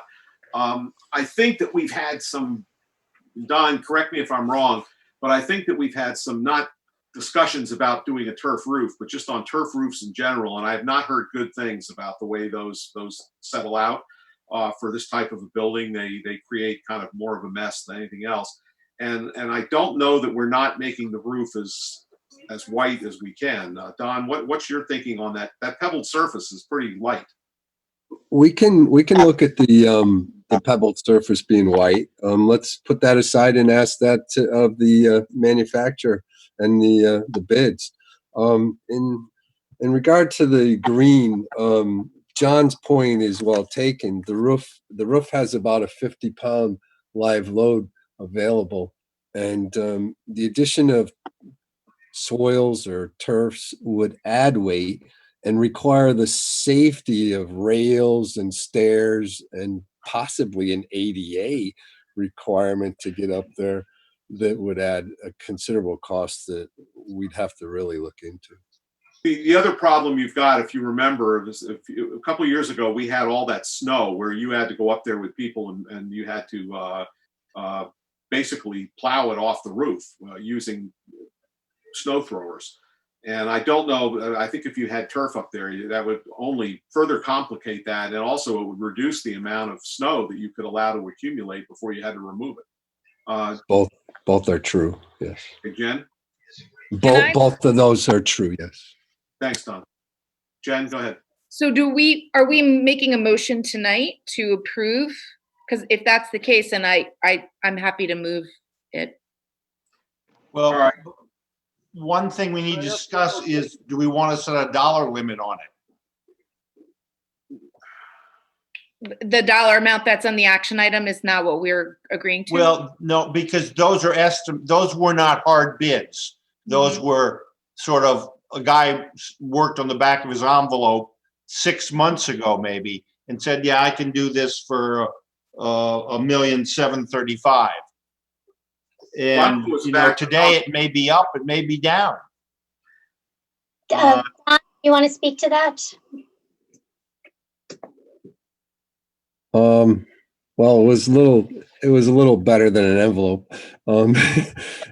I have confidence in the numbers. The roof numbers were bid out previously when we did the fall repairs for $47,000, and at the time, prevailing wage was included. I'm confident that we're going to get pretty close to that one. The air conditioning equipment, I think we're going to be pretty close to that too, because I've gone right direct to the factory to discuss it. The one thing Greg did make apparent was that it's 12-week delivery at the moment. And when we spoke to the factory, they felt that, they're under obligation to put healthcare facilities and those types of people ahead of us. So we'll leave it there for now. Okay, John. Yeah, this question is sort of for Nicole. Speaking of the money end of it, I know that in the lead up to what was to be the referendum, we had provided, was it 75,000 for for a 1-year ban, and we would pay for the items as they were completed, and then at the end, possibly go to a bond. Is that what you were anticipating? That was the original plan, yes. Can't hear you, Nicole. That was the original plan, yes. No. Okay, I'm looking at the actual budget numbers, and I know you don't have it in front of you right now, but on page 15, bond payments stayed the same. I'm assuming, is that for the current, bonds totaling, what are they now? 8.5 million? Where are you looking that you see bond payments the same? Under object code 831. On page 15 of, I guess it excludes the first part of the budget, but on page 15 is the nearest I can direct you to. Okay, so the bond payment, that's just with respect to the principal on the $8.25 million bond. Okay. That's just principal. If you go down a line, you'll see the interest payments. Yeah, the interest increased. The interest increased by 204,000. What is that all about? That's where the interest for the two bands is carried. So the band we just took for 89, and then John, the band. If you have the budget in front of you. Yeah. If you turn to page 12 of 12 of the Exhibit A.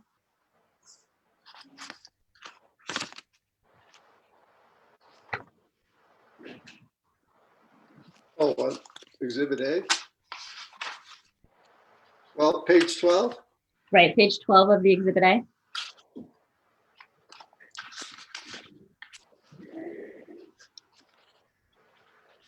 and you look down toward the bottom, the last several lines, you'll see all of the interest charges broken out that comprise that $400,000 number.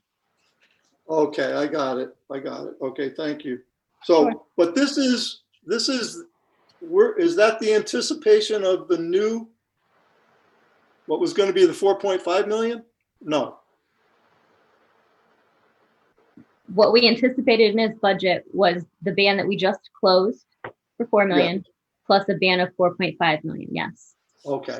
We So anticipated both at 75,000, and as we know, go with, 4 million came in considerably higher than that. all right, so if we go with the 3 items, we'll definitely be covered by a lot. Not We'll have an necessarily. excess. I wouldn't make that claim, no, because we're already behind on the 4 million ban we just closed. Yeah. And if we were to have a similar result, we'd be behind on both of them. So no, I don't believe that we're completely covered. That might be another reason why we should wait to start this until the bond market relaxes, or the ban market relaxes a little bit, and we get a better interest rate. Just my thoughts. One thing though that I will say about that is, you know, depending on what the board decides how to do this, the bond market has recovered a little bit. And I would recommend, if you were to do this, that you go right to bond and you forego the ban, because the rates right now in the bond market are actually more favorable than the ban market, which is almost never the case. But if you go right to bond and you timed it right, you could plan for the principal and interest to be due in the following fiscal year's budget. Okay, thank you. Okay. Does anybody have anything further to add on this before we go to see if anybody wants to make a motion under the action item? I know, But Jen, once again, I bring up the issue, do we want to set a dollar amount on this? I don't see how you can until it actually is bid, or until you actually have contracts signed. I don't think you can pin it down to an exact dollar number. I think we have a general idea of what it's going to be. It's going to be somewhere between 2.8 and 2.9 million dollars. It might be a little lower than what we think. It might be a little higher than what we think. But I think by putting a number on it, we're gonna put ourselves in a straitjacket. I think we don't want to find out that it's a few thousand higher. Obviously, if we come in with crazy results, we're gonna have to talk about it. But because those contracts will have to be let, so before but even if we go out and bid this work out, or sole source it, or however we end up doing it, at the end of the day, we're going to have a number, and that number, you have to authorize that to be spent before it gets spent. So you have to delegate a building committee and authorize the ability to spend that money. So even though you get numbers, if the numbers are not to the liking of the board, there's still another bite at that apple. And that is authorizing appointing a building committee and authorizing the expenditure of whatever the number is, rather than putting the frame around it now. That's when you put the frame around it, when you actually know what the numbers are going to be. Yeah. So you'll get another bite at it. In deference to Megan, I am going to withdraw my thought about the water tank and the boiler and just go with those 3 items. Would you like a motion? Yes, I would entertain a motion to approve the superintendent to seek future issuance of bonds and bans and to finance the Chicago Valley. I'm sorry, we're getting all kinds of feedback here. I think there's a motion that's worded in here to consider, if appropriate, to approve the superintendent to seek future issuance of bonds and bans as necessary, bonds and bans to finance the Chicago Valley School roof, Chicago HVAC units, and district maintenance garage. What's permitted by the 2015 referendum? This brings up another issue. I mean, we're going to have to waive the way we do. Normally, this would have to be put out to bid. Yeah, let's not talk about that now. Let's focus on whether or not we want to do this work, and then figure out whether we want to waive the bidding and why we might want to waive the bidding. Why would it be advantageous or not advantageous? They're 2 separate issues. Well, except I thought you said you were giving the superintendent the leeway to negotiate these.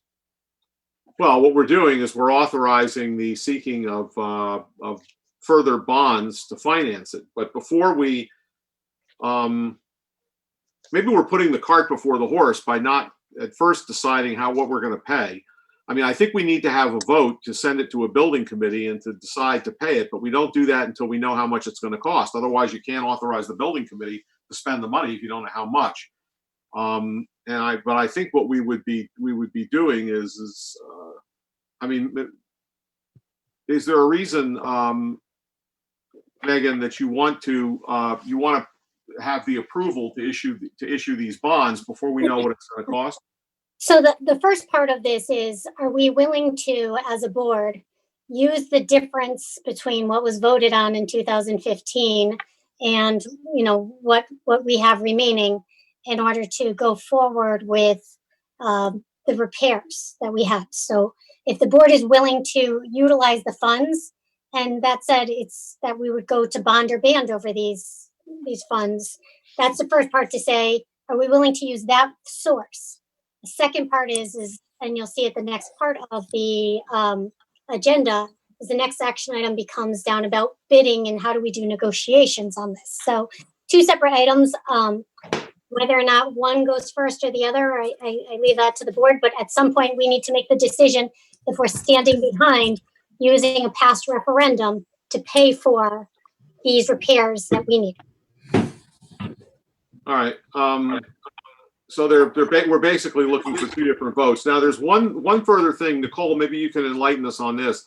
I just want to be 100% sure here, because we're still. I mean, we're not finished with the agri-science program, in that they're still out there installing landscaping and there's some paving to be done. But it does not appear that we are going to exceed the budget, and so we're not likely to need more of the money that's been authorized than 34.8 million or whatever it is. Are you confident of that? Where the project stands now, I'm confident of that. Anything unforeseeable comes down in the next few months, I can't speak to that, but where we are standing now, we have room. Well, I think Greg, my numbers come out, if we authorize these 3 items, what the school is going to cost, what we thought it's going to cost as of 2 days ago, we still have $1.9 million left over. Yeah, no, I understand that. We're at the point now where the last numbers I looked at, I mean, the AgSTEM project is technically not finished. It's pretty good finished. I mean, we're not building on buildings anymore. We're now at the point of finishing up the landscaping and the paving, which had to wait for the weather. And now that the weather is here, we expect that they're going to start paving next week. And they've been working on the landscaping in the past couple of weeks, and then it's ongoing. It continues. So the only other thing left that could cause us to have an issue is if, for whatever reason, the commissioning finds something that's problematic.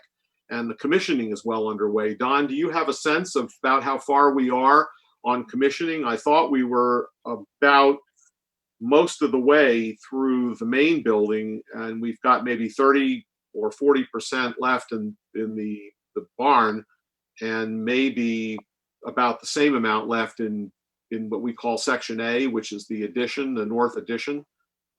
Am I wrong on those? Am I remembering those incorrectly?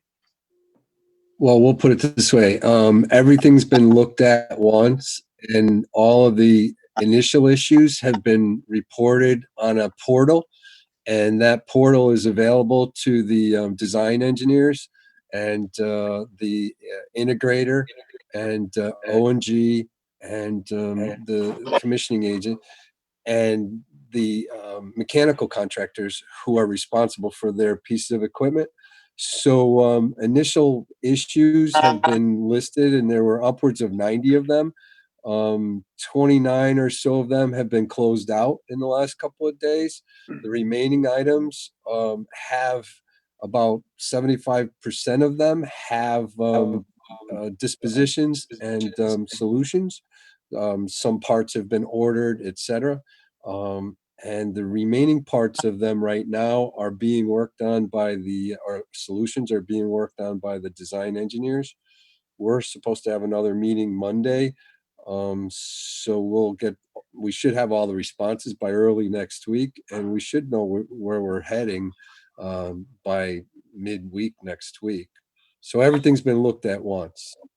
But so far we have not found anything that would cause us to believe that there's work that is not the responsibility of these contractors for the money they've already received to complete. It's not like there's extra work that's going to have to be done.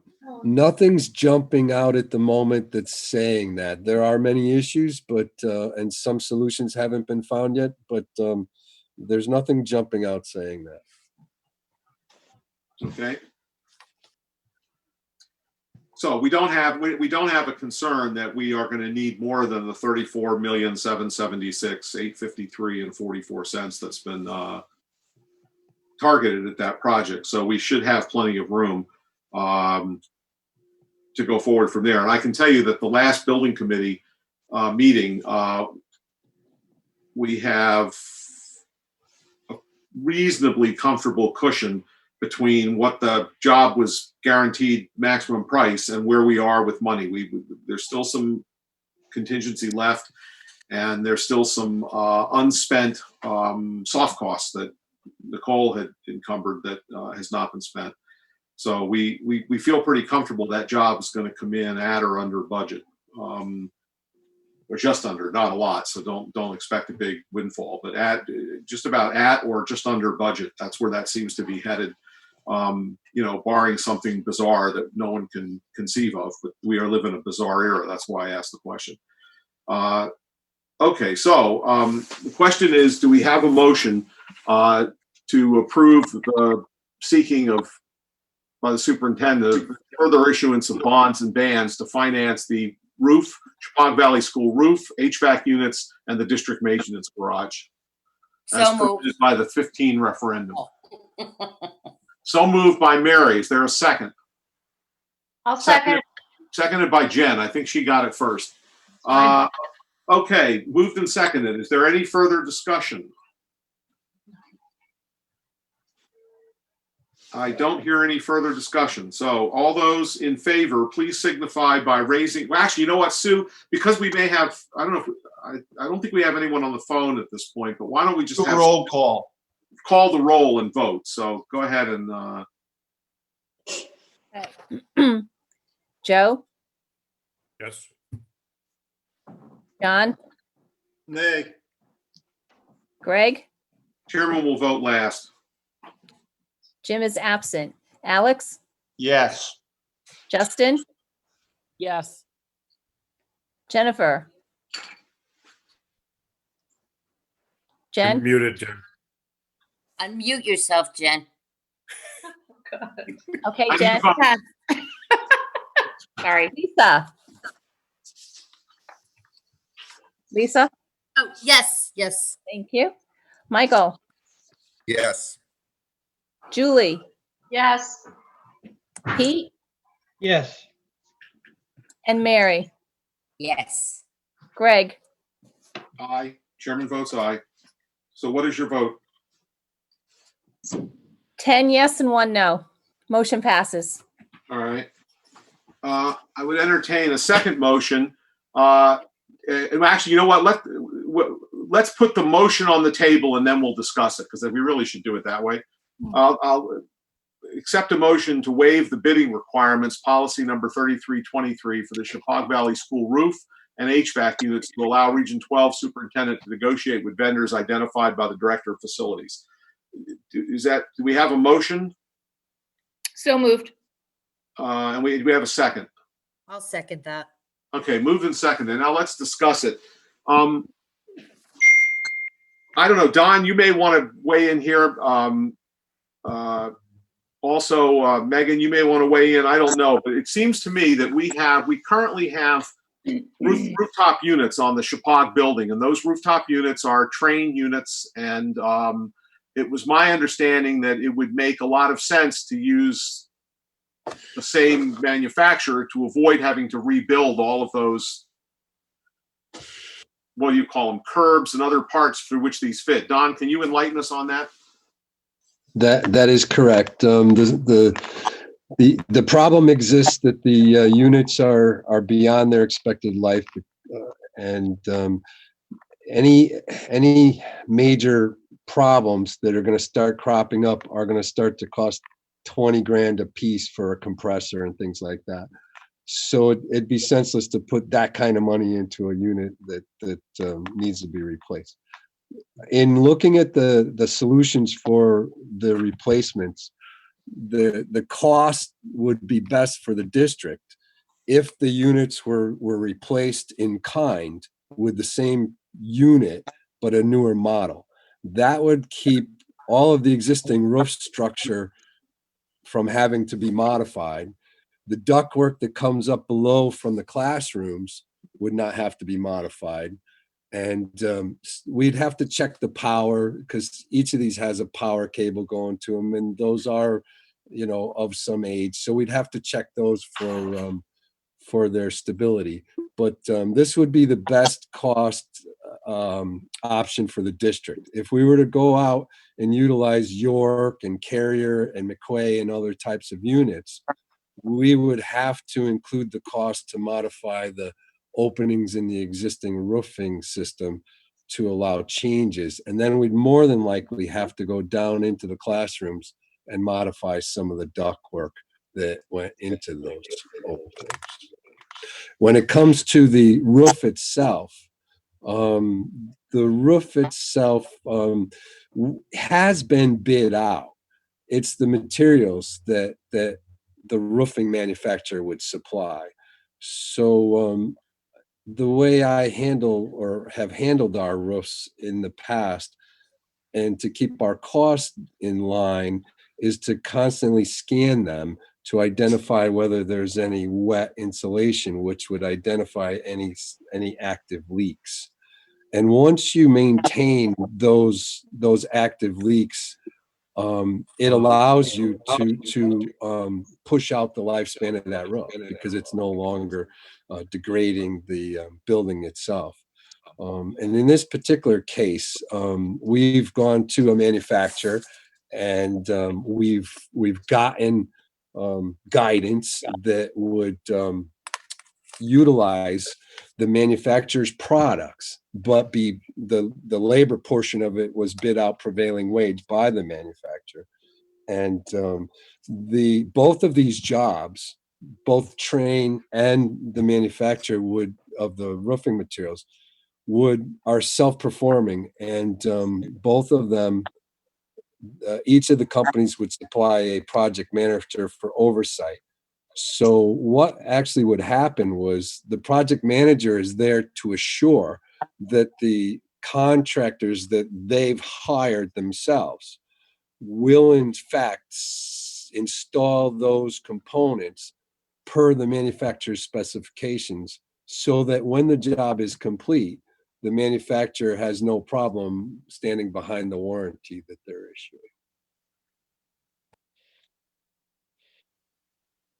Okay, so if I have that correctly, if I understand that correctly, the reason to go on these without the normal bidding requirements are because, number one, with respect to the roof itself, they have already bid the provision of services to install the roof.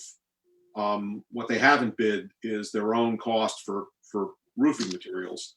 And if I remember those bids, what they did is as I was chairing the facilities committee at the time, they actually went out and asked those people to give their cost for installing the roof and how much roofing material they needed in order to do that. And then they applied their cost for dealing with the roofing material to whatever the amount was the contractors wanted. So that job has already been bid to an extent, at least for the installation cost.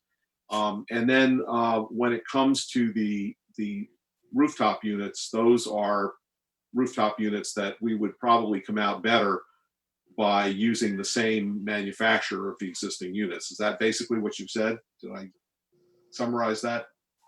That is correct, yes. When it comes to the maintenance garage, it's probably best to put it out as a design build. And we would target not the contractors that would build it, but the engineers that would design it and sell it. And it would be a similar project to the roof and to the air conditioning, where a supplier, a distributor of a specific building will look at the job and price the job from soup to nuts, and they would turn around and subcontract each layer of that, the site work, the slab work, and then the building, under their own project management, and oversee the job themselves, and do the same as the roof and the air conditioning, where the job would meet their specifications and upon completion would provide a warranty.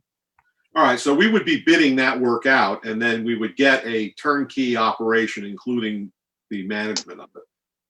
That's So correct. we wouldn't be needing to hire an architect or an engineer or some other party to come in and review it. Is that what you're saying? That is correct, yes. Okay, Alex. I think that we can probably put the screws, I hate to say it this way because of the situation the country's in, but I think we can put the screws to these people and get these numbers down. If worst comes to worst, they'll say, no, you're gonna have to stick with the numbers I gave you. But Don, I can't believe that people aren't desperate for jobs now, and we can't get the labor costs down on some of this. The problem with the labor costs, though, I think, Don, is aren't they prevailing wage? So you're stuck with a scale. That is correct. Well, wait a minute. We're not stuck with it. The contractor is stuck with it. He's going to bid the job. Well, on the maintenance garage, yes, that's true. But I'm not sure it would be the same situation with the roof and the rooftop units. I can't believe that you couldn't get a better deal today than you could back when we got these original numbers.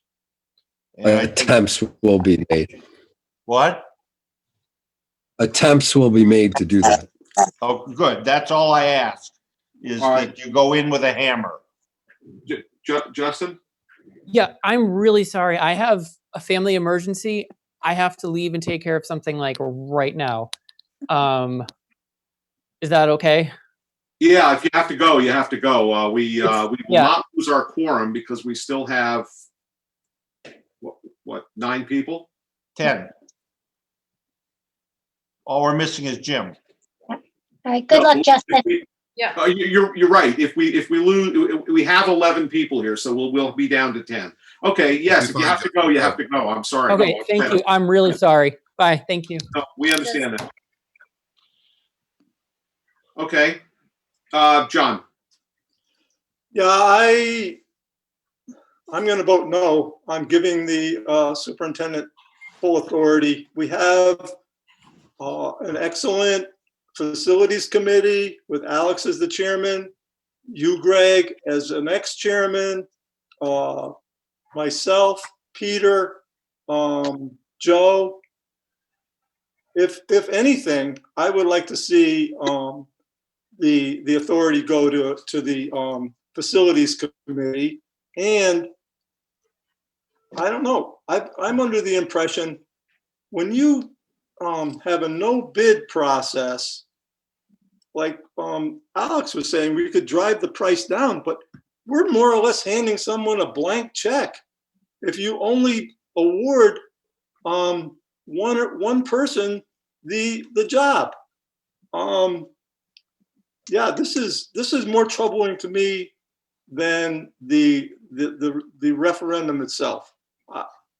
This is when you look at the auditor's report, this is a $30 million corporation we're running.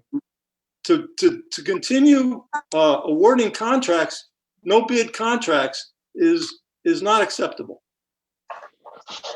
Well, we could put the rooftop units out to bid and try to see whether the costs of amending the roof in order to accommodate whether we get a lower bid, whether the cost of amending the roof is worth it. you're going to add about a month to the timeline, but that we could do that. I mean, that's certainly something we could do. Jen? I just want to, because John, since you are on the facilities committee, I hope that you feel that way, not just about this, but with all projects, right? Making sure that there are bids and there's a process, not just now, but always, right? When did I not, Jen? I'm just saying that it's just really important that we're consistent and that we always require bids on large and small projects, that we follow the policies now and moving forward in any case. So I just would just like to remind Are you addressing the board or myself? I'm referencing you saying that, and the facilities committee making sure that they follow through with that as policy. I agree. I've never indicated that I Well, was. I'd like to hear more of that then. I guess that's what I'm asking, because Thank I don't hear that Okay, enough. so are you going to vote to go? Because I'm comfortable giving the superintendent this responsibility, because I trust that she'll do a good job. But I also feel that in moving forward, if you're feeling, because you're the one raising the concern, that you want to make sure that we always have enough bids, that should be the case in every facet, not just in this. Not this fact, not this project. Okay, I understand. Yeah, Greg? Yeah, go ahead, Pete. Well, I agree with John on this issue. I think it is the responsibility of the board and the various committees to function as they were designed to function. So I would agree with John on this issue. So you would rather see us put this work out to bid? Is that what you're saying? I believe John is correct, yes. All right. And you're not, and you're okay with the fact that will probably add a month of time to the process. That's what I'm just. We are behind the ball so far on this whole issue. This has been around for years. I don't think a month or 2 or 3 is going to cause us damage. I really don't. I mean, the roof has been an issue since I've been on the board for 15 years. And I don't see another month or 2 or 3 adversely affecting. It is, Pete, because you've got a 12-week lead time. That's a 3-month lead time on getting the rooftop units. You've got a month of installation, so that's 4 months. And then the roof has got a month of installation, so that's 5 months. And if you start the 5 months running from now, the middle of April, or toward the end of April, so you got May, June, July, August, September, you could maybe finish the roof just when school is starting. But if you wait another month, now you're potentially putting the roof installation into October. And that's the worry, is that we know one, we may have I'm hoping we have a building full of students in October. But Greg, just so that I'm clear, the whole reason why we're having the superintendent oversee this is because it's a time crunch? Well, it's part of it. It's because it's a time crunch, and we need to. And what we're going to probably do is delegate something as the building committee and let the building committee deal with this. And that would maybe it'll be the operations and finance committee. Maybe it'll be in essence the facilities. Maybe it'll be a subset of that. Personally, I'd like to keep the building committee small and be a different building committee. Keep it relatively small so we don't get. This is not that big a project in terms of the time it takes to manage it. But I think that's the superintendent, we'd be basically saying, go out and negotiate these contracts now. And I suppose you could bring it to a building committee to let them bless it if you felt that was appropriate. But until you know how much they can spend, you can't really give them any guidance. Yes, Jen? I just want to ask another question. Will Nicole be assisting you, Megan, in this, or will this be, so that's. Yeah, let me, by any means not saying no, but that's here's not what I want. The only thing that the superintendent would want to do is get in on the negotiation for the terms. And again, this is because Don has talked about this being so specific of a project that when you start to go out to bid, you really have narrowed down who's going to be able to bid on it. So then to say, do I have the ability to go in and negotiate? Of course, not only just, shoulder to shoulder with Nicole, but it's also with legal. But I'm going to also say to you all in a very honest way, facilities is my Peter principle. Like at this point, we need to rely on our facility, our finance and operations, and Don. So the only thing it is to also make certain once Don has identified the vendors, that he's not doing the negotiations for all of this, that goes over into my office. But again, I'm happy to, if it's something where they feel more comfortable with finance and operations, there's just trying to figure out how we're going to do these negotiations in the event you want to waive the bidding process. You know, one of the things we're going to have to do is we're going to have to go out, get hard numbers, negotiate hard numbers, and then before you can spend that money, you would probably appoint a building committee and authorize them to expend it. So I think the board gets another bite at this apple once you know the actual cost. Am I wrong? Is that not what you're intending, Megan? You're waiving the bidding so that way I go and I would negotiate. But at this point, as far as the approval, if it's something that the board wants us to come back to, once I've gotten into negotiations, that's fine if they want final approval on the numbers. So Greg, what's the purpose of committees if you want to go around the committees? Well, I'm not suggesting it go around the committees. What I'm suggesting is that go out, negotiate, bring it back to the Finance and Operations Committee. Okay. You know, maybe they'll end up being the building committee. That's what we did. Okay. The facilities All right. committee, the building committee, the last small, $2 million project we did about 10 years ago. John? I would still feel more comfortable with building a paper trail, even if Train is probably going to get the award, whether or not, we get 3 other bidders, at least we have some transparency. We have a paper trail, we have a record.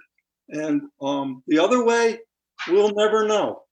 You know what? I've changed my mind, and I agree with John. I think it's a good idea that the committee take it over and follow the process. I 100% agree with him. I think a paper trail is very important. I think it's the way it should be always. So when you say you follow the process, do you mean go out to bid? Yeah. Even though it's going to take an extra month? Well, if that's the way it's always supposed to be, and that's the way, then yes. And if there's a way to expedite it, and then do that, right? If the Supposed to be like that. We have a policy. We have a policy on bidding over a certain amount. Exactly right. And so I encourage that we continue that because I think it's very important that we do. The key here, though, is the timing.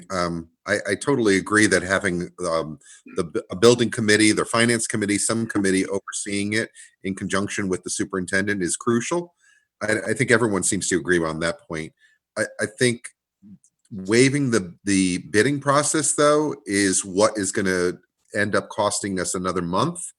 And if we go into the fall, we may have some serious problems. Well, if it's really important to have the committee follow the policy and the process, is there a way to make sure that they can expedite it? Is there?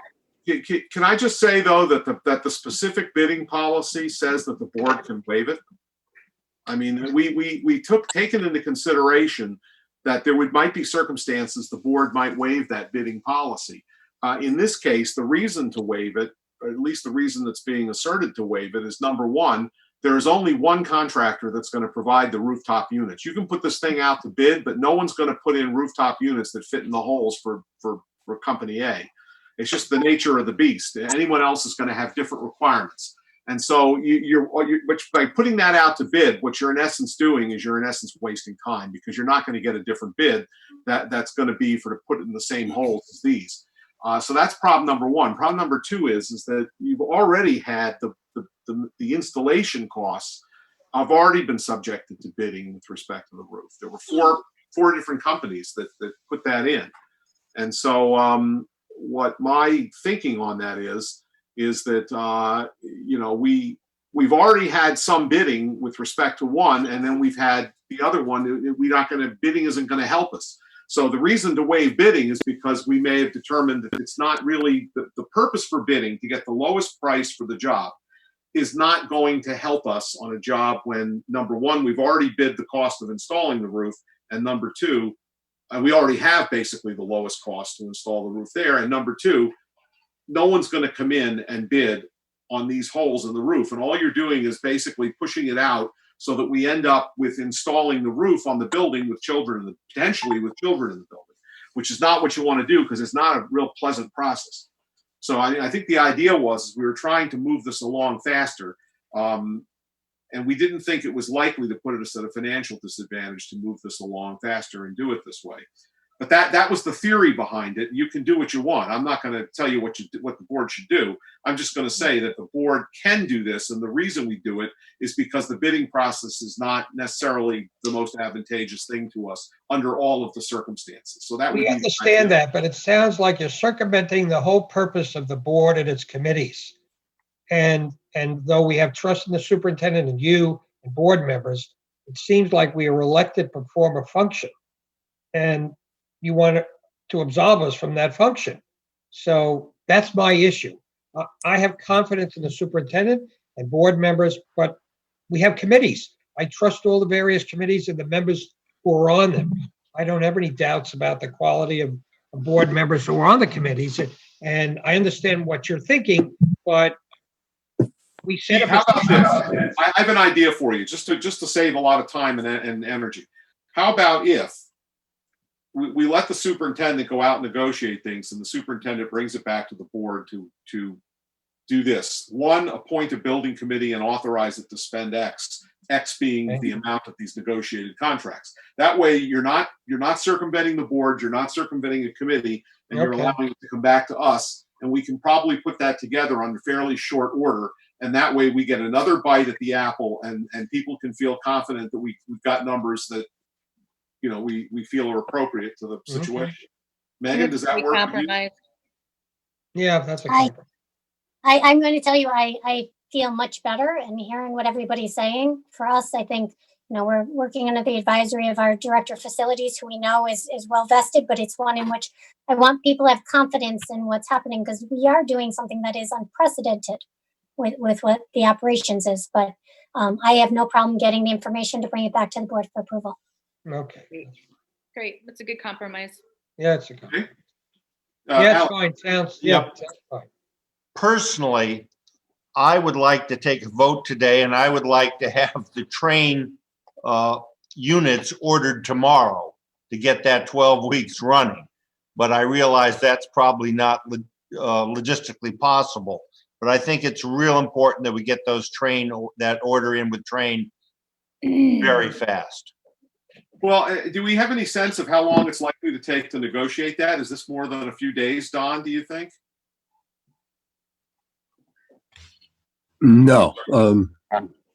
I suspect we can get it done within a couple of days. Yeah, because I think that the roof manufacturer has already put those bids out and given us prices in terms of that one. So I think that won't take a whole lot of time. Maybe we can push those numbers down. I don't know. But at the very least, if we can move quickly on it, then if the board is in a position to have a meeting within a week, today's Thursday, hopefully we can have one. If we have the answers by Monday or Tuesday, hopefully we can have a meeting by Wednesday, and then you'll be off to the races. Does that sound good to everyone? Yeah. Yeah. Do you need a motion? Yeah, I would entertain a motion to. Joe, were you going to say something? I'm sorry. Is someone else? Joe, were you going to say? Yeah, I think my question was answered because I thought we already had current bids, and is there a minimum that we're looking for bids, or are we just going to throw it out there to everybody? That's my question. It's like, I know Don has already done the research and he's already talked to all these companies. Obviously, Train is the one that wants to, do the replacement without serious retrofit and serious costs. But with the roofing, is that, I think he already addressed this before, but has the numbers really changed? And that last bid that we got for the resurface was over a year ago, I think. Yeah, what happened is Don, I can't remember the exact time, but if my recollection serves me correct, the Garland, the roofing manufacturer, went out and they got 4 bids for contractors to install the roof. And so they gave us the benefit of those 4 prices. So that work was bid out, and then they were going to supply the material. Does that jive with your recollection? No, that is correct. At the time, we were told that if we didn't act on the restoration, that this year the price would go up 12%. However, it didn't. We recently asked the company to to look at the numbers because the prevailing wage changes all the time, and we have those numbers, and it didn't change very much at all. Okay. I'm sorry, Jen, were you going to say something? No, okay, John. Go ahead. Don. Yeah. Hey, Don. Yes, Could you sir. give us the breakdown of the timeline again? So if we go out to bid, what is the length of that process?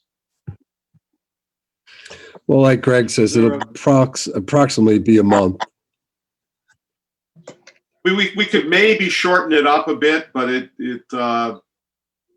would probably take no less than 3 weeks, I would think, and maybe more like And 4. you're saying the rooftop units would have to be ordered, and that takes 12 weeks? That is correct. At the moment, it takes 12 weeks. So earliest we could get started would be August 1st? How long do you think the process would take between Maybe the last week in July, but yeah, around there. So could it be done The in a install- month? The roof and the HVAC? I'm sorry, say that again. Could it? Would it take more than a month to complete the roof and the HVACs? At the moment, we've been told no. When we sit down with the superintendent and negotiate with them, we're going to have to come up with a real number. But at the moment, we're told that it could be accomplished. Logistically, it might be possible to work from one end of the building to the other with the HVACs and have the roofing people right behind them. I don't know if that's possible. I mean, Don, what's your thinking on that? I'm sorry, Don is muted. I'm sorry. There's so many of you. My little iPad. I have to switch back and forth to the screen. And I'm in my garage, so I'm banished to my garage. So I figured I'd keep my picture up. Okay. So at the moment, we believe that we could accomplish it before school opens. We're going to have to, and we haven't talked much about how we could interact together, because quite frankly, this came up on me pretty quickly and I didn't get to ask those questions. But that'll allow us time now. Once Megan and I and Nicole get into it, these are the things we've got to work out. I'm sorry, Mary? I don't know if most people understand the fact that the air conditioning units have to be lowered in place by helicopter. Not helicopter, by crane. It's crane now, because last time it was done, it was helicopter. So it's just, that's not something you just do overnight either. I mean, it's going to take a little while to get that done. And the thought of them going behind them and doing the roof, it doesn't seem feasible to me. I don't know. We won't know till we actually ask them to coordinate, until we actually put the two of them in a room, right, Don? Is that the idea? Well, we will be doing that. But Mary, the good part about this is we're not ripping the entire roof apart. What we're doing is just taking the top cap off of it. So it's not as long a job as normally it would be if it was ripped off entirely. So far in our discussions, both of the contractors felt that it could be done. Now we need to put pen to paper, and when the rubber meets the road, we need to get the answers to those questions and feel good that we can work under those conditions. So once you let us go, we're gonna start at. Okay. Further questions? Do we want to entertain a motion to waive the bidding requirements for the Chippewa Valley School roof and HVAC units to allow the Region 12 superintendent to negotiate with vendors identified by the Director of Facilities? And the understanding is that this will then be brought back to the board for Jen action. and Lisa had already done that. Yeah, there's already a motion and a second on that. Oh, okay, I'm sorry. Motion and seconds on the table. Is there further discussion then? I don't hear any. So all those in favor? Am I going to call roll? Do a roll call. Please, Sue, I'm sorry, call roll Okay. for those in favor and That's opposed. fine. Joe, Yes. John, Nay. Jim is not present. Alex, Yes. Justin is not present. Jen? Jen? Yes, sorry. Lisa? Yes. Mike? Yes. Julie? Nay. Pete? Yes. Mary? Yes. Greg? Yes. 8 Okay. yes. Say that again? We have 8 yes and 2 no. Motion passes. All right, 8-2, that motion passes. Okay, that's, I think, all we have tonight. Thank If- God. If there is no objection, I will declare the meeting adjourned at 7:48 PM by consent. All right, before we let that go, just make it 7:49. Before we let that go, just remember, we're going to need people to indicate their availability as soon as we have numbers on this. So be prepared for a meeting within the next 6 or 7 days. Okay. Okay. Thank you all very much. Okay. Good night. 49. Night. Thank Good you. night, all. Good night. Night. Night. Thank you. Night.